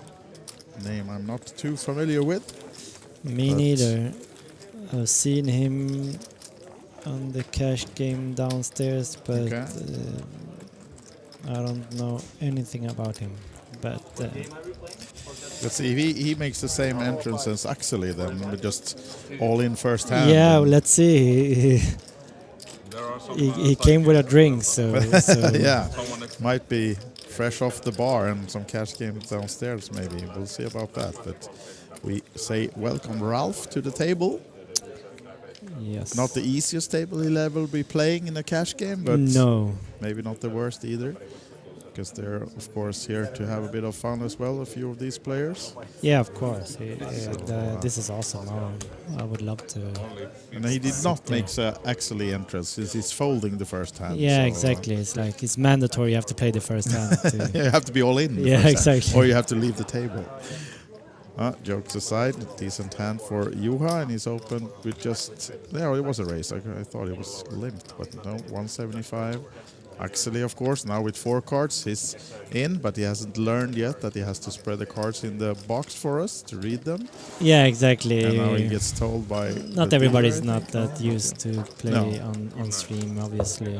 Exactly. And Ranno seems to be leaving, right? Okay, Ranno's leaving. All right, bye-bye. He has a day 2 tomorrow in the main event, so he's off for maybe an early night.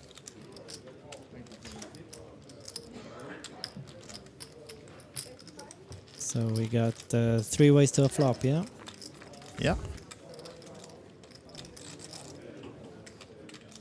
It's ace 8, 6, 5 rainbow.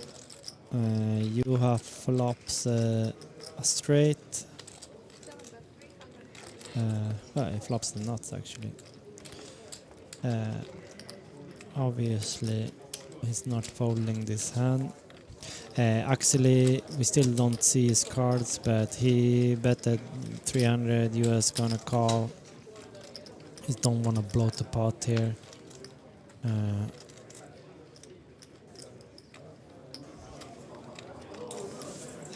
Your turn backdoor, not flush draws here is also blocking the straight flush if that would be needed. Actually, continuing the firing.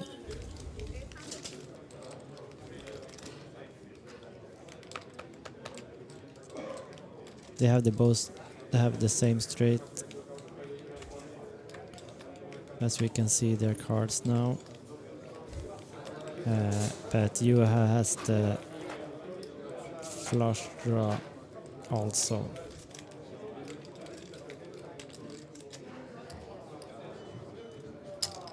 Attention players and dealers in the progressive bounty. Juha calls. Small blind 300, big blind 600. River is a pretty bad card for 366 next hand, please. Juha, but it's still a chop. But now we have a couple of higher straights possible. It's gonna go check. I don't think Juha is gonna bet here.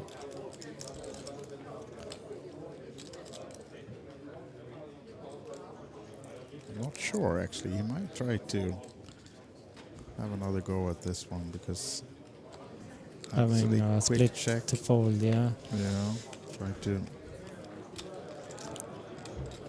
represent bigger straight, but let's see if it comes with great turn card, of course, for Juha, but the flush not getting there, and him blocking the 9-7 as well.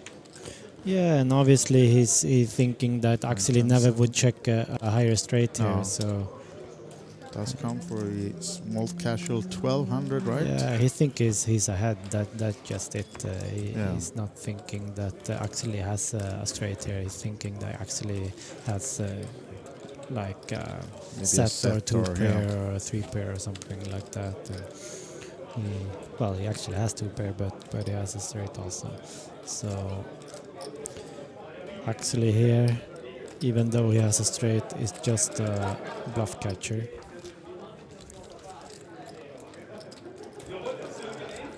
Let's see if he can figure out.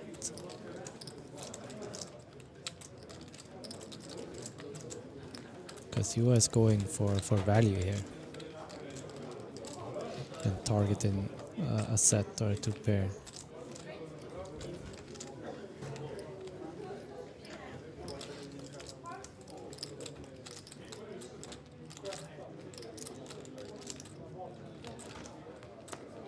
Yeah, it's an interesting spot. Actually is put on a really tough spot here.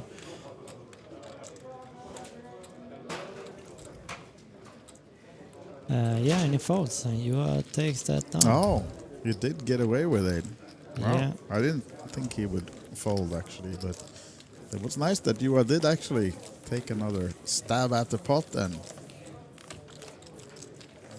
Yeah, he made a great play there. Like obviously, he didn't think actually had the same straight as him, but he was targeting a light value bet. Yeah. Maybe they know each other from earlier. They've been playing before or something that he knows actually has a pretty wide range.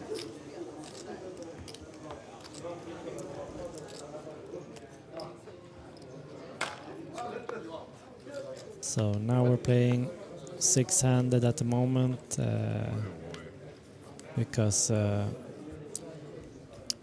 Michael is not at the table at this moment. Deep stack players, please make your way to your seats. 3 minutes left until the end of your break. Actually picks up a quite nice hand, 8-9, Jack, Queen with the clubs. Ralph's wanna see a flop. We can't see his cards yet. He still hasn't learned. Yeah, he still hasn't learned. There's a box right in front of you. Place your cards, spread them.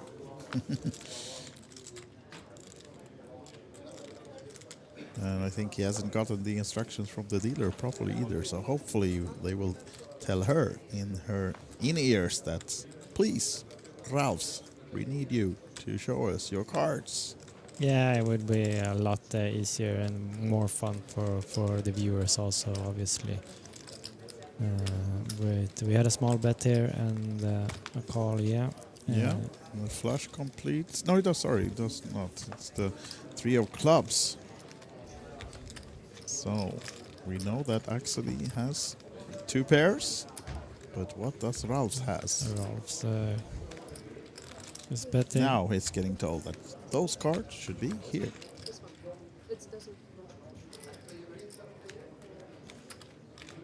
They need to be spread out as well. You have to spread the cards. All right, next time maybe. Now he's at least found the box. Maybe next time he will get baby steps. The further, baby steps. Yeah, exactly. One step at a time. Yeah, we're getting there. We're getting there. Yeah. 8 wins. Yeah, and Miller, you mentioned that you have to get home to the family. You have kids back home. Then, then your wife is coming here to play. But do you ever get to go? I know you were here for a couple of days together, though, right? Yeah, we came on Friday together. So we were here a couple of days together. Yeah. So how old are kids? The youngest is 8. Yeah. So it's hard to get away then so often for. I mean, you both play all the poker. I know your wife also has a normal job, but she plays a lot. But it's hard to get away, both of you, for a longer period, of course, with the kids and everything. Yeah, obviously, especially now. Well, hopefully in a few years when she's older, when she doesn't want to be with us anymore. Yeah, exactly. Teenager. Maybe we can do a few more stops like this together. Yeah. But otherwise, it just like this, a couple of days. Well, it is what it is. It's life, yeah. Yeah, yeah, absolutely. I play this hard.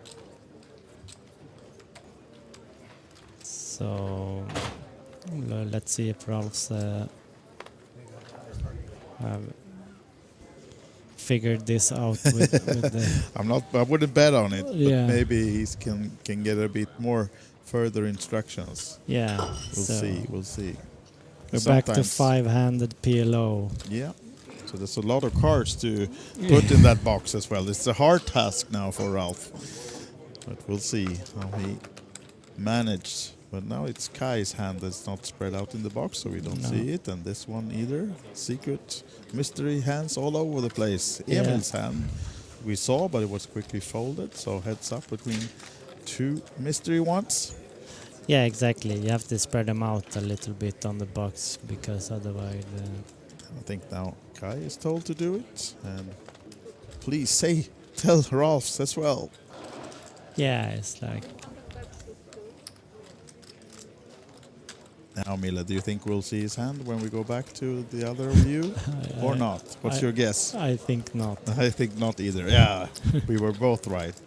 Okay, and the hand is over, so didn't get any time to tell him either. No, Maybe next Ralph's time. Maybe next time. Exactly, Ralph's has come in here and won 2 hands pretty quickly, but we still don't know if it was with bluff or value or exactly. nuts. He's a mystery to us completely. Is he a mystery. big pro or is he Exactly.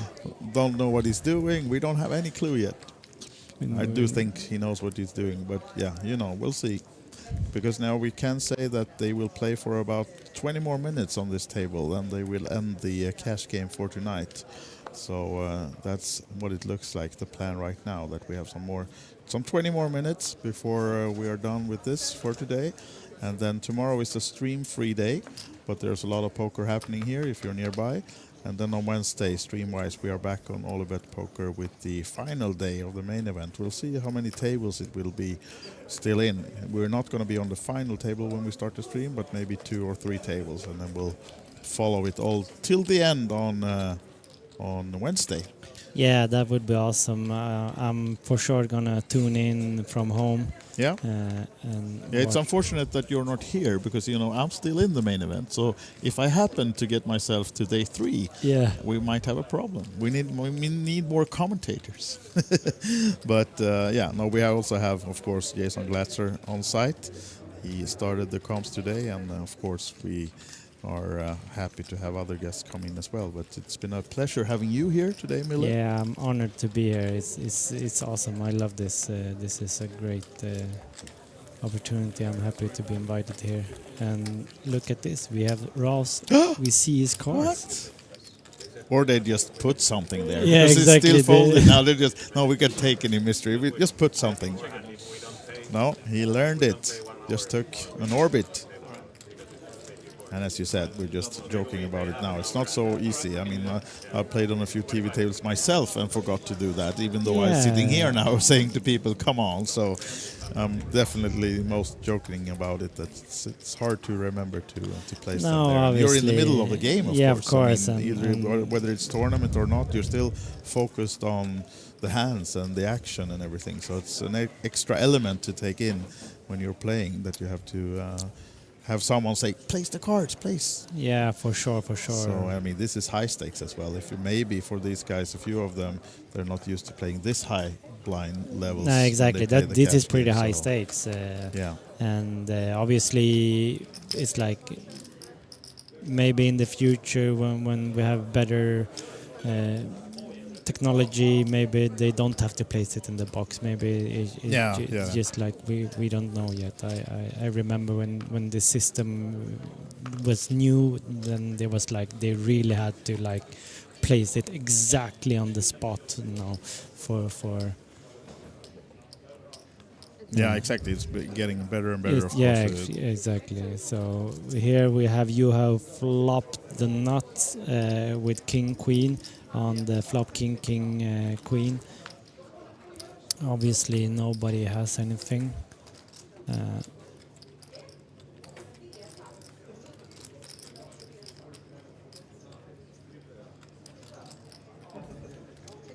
Jonas, he's the only one that we can't see his cards, but he's betting out here 325 into 3 people, and Juha, who has the nuts, is only going to call here, obviously.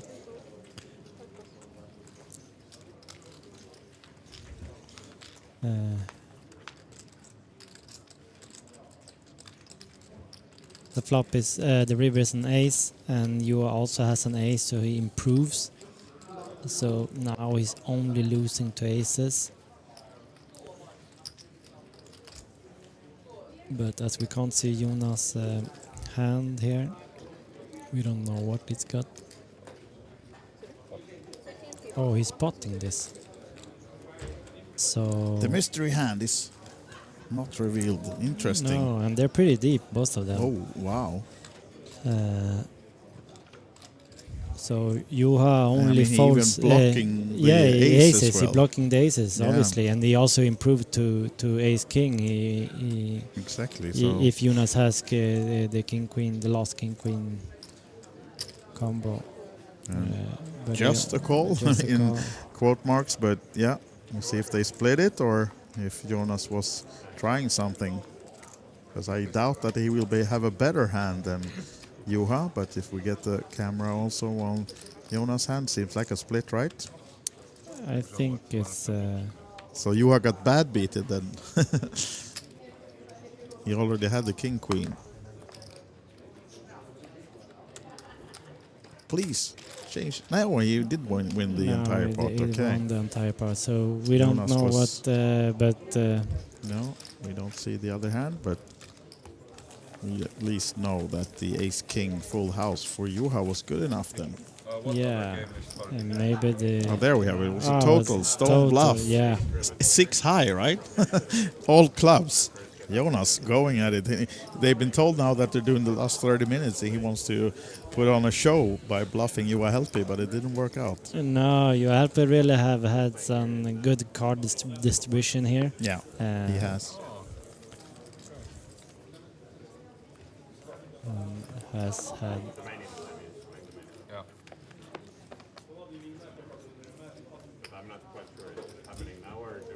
So let's see, and nearing the end of the night then with cash game streaming, but of course there will be plenty of action all night at the Olympic Casino.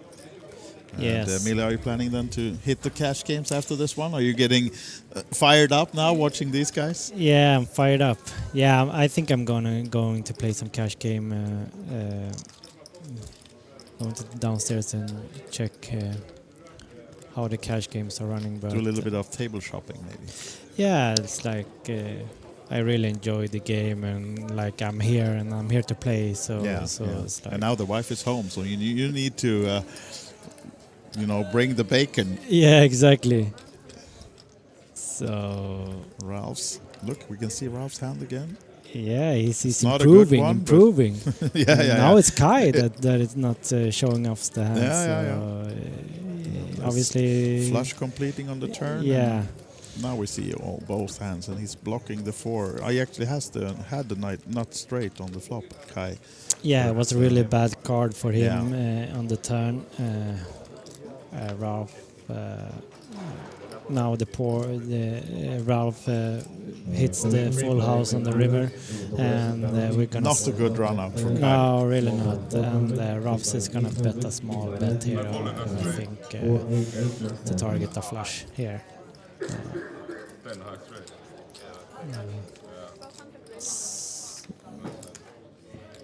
Okay, pot bet. Well, the pot was not really that big, so this is like money-wise, he can get a call here from worse. But if it was a big pot, then I think he would make a smaller bet and target a small flush or something.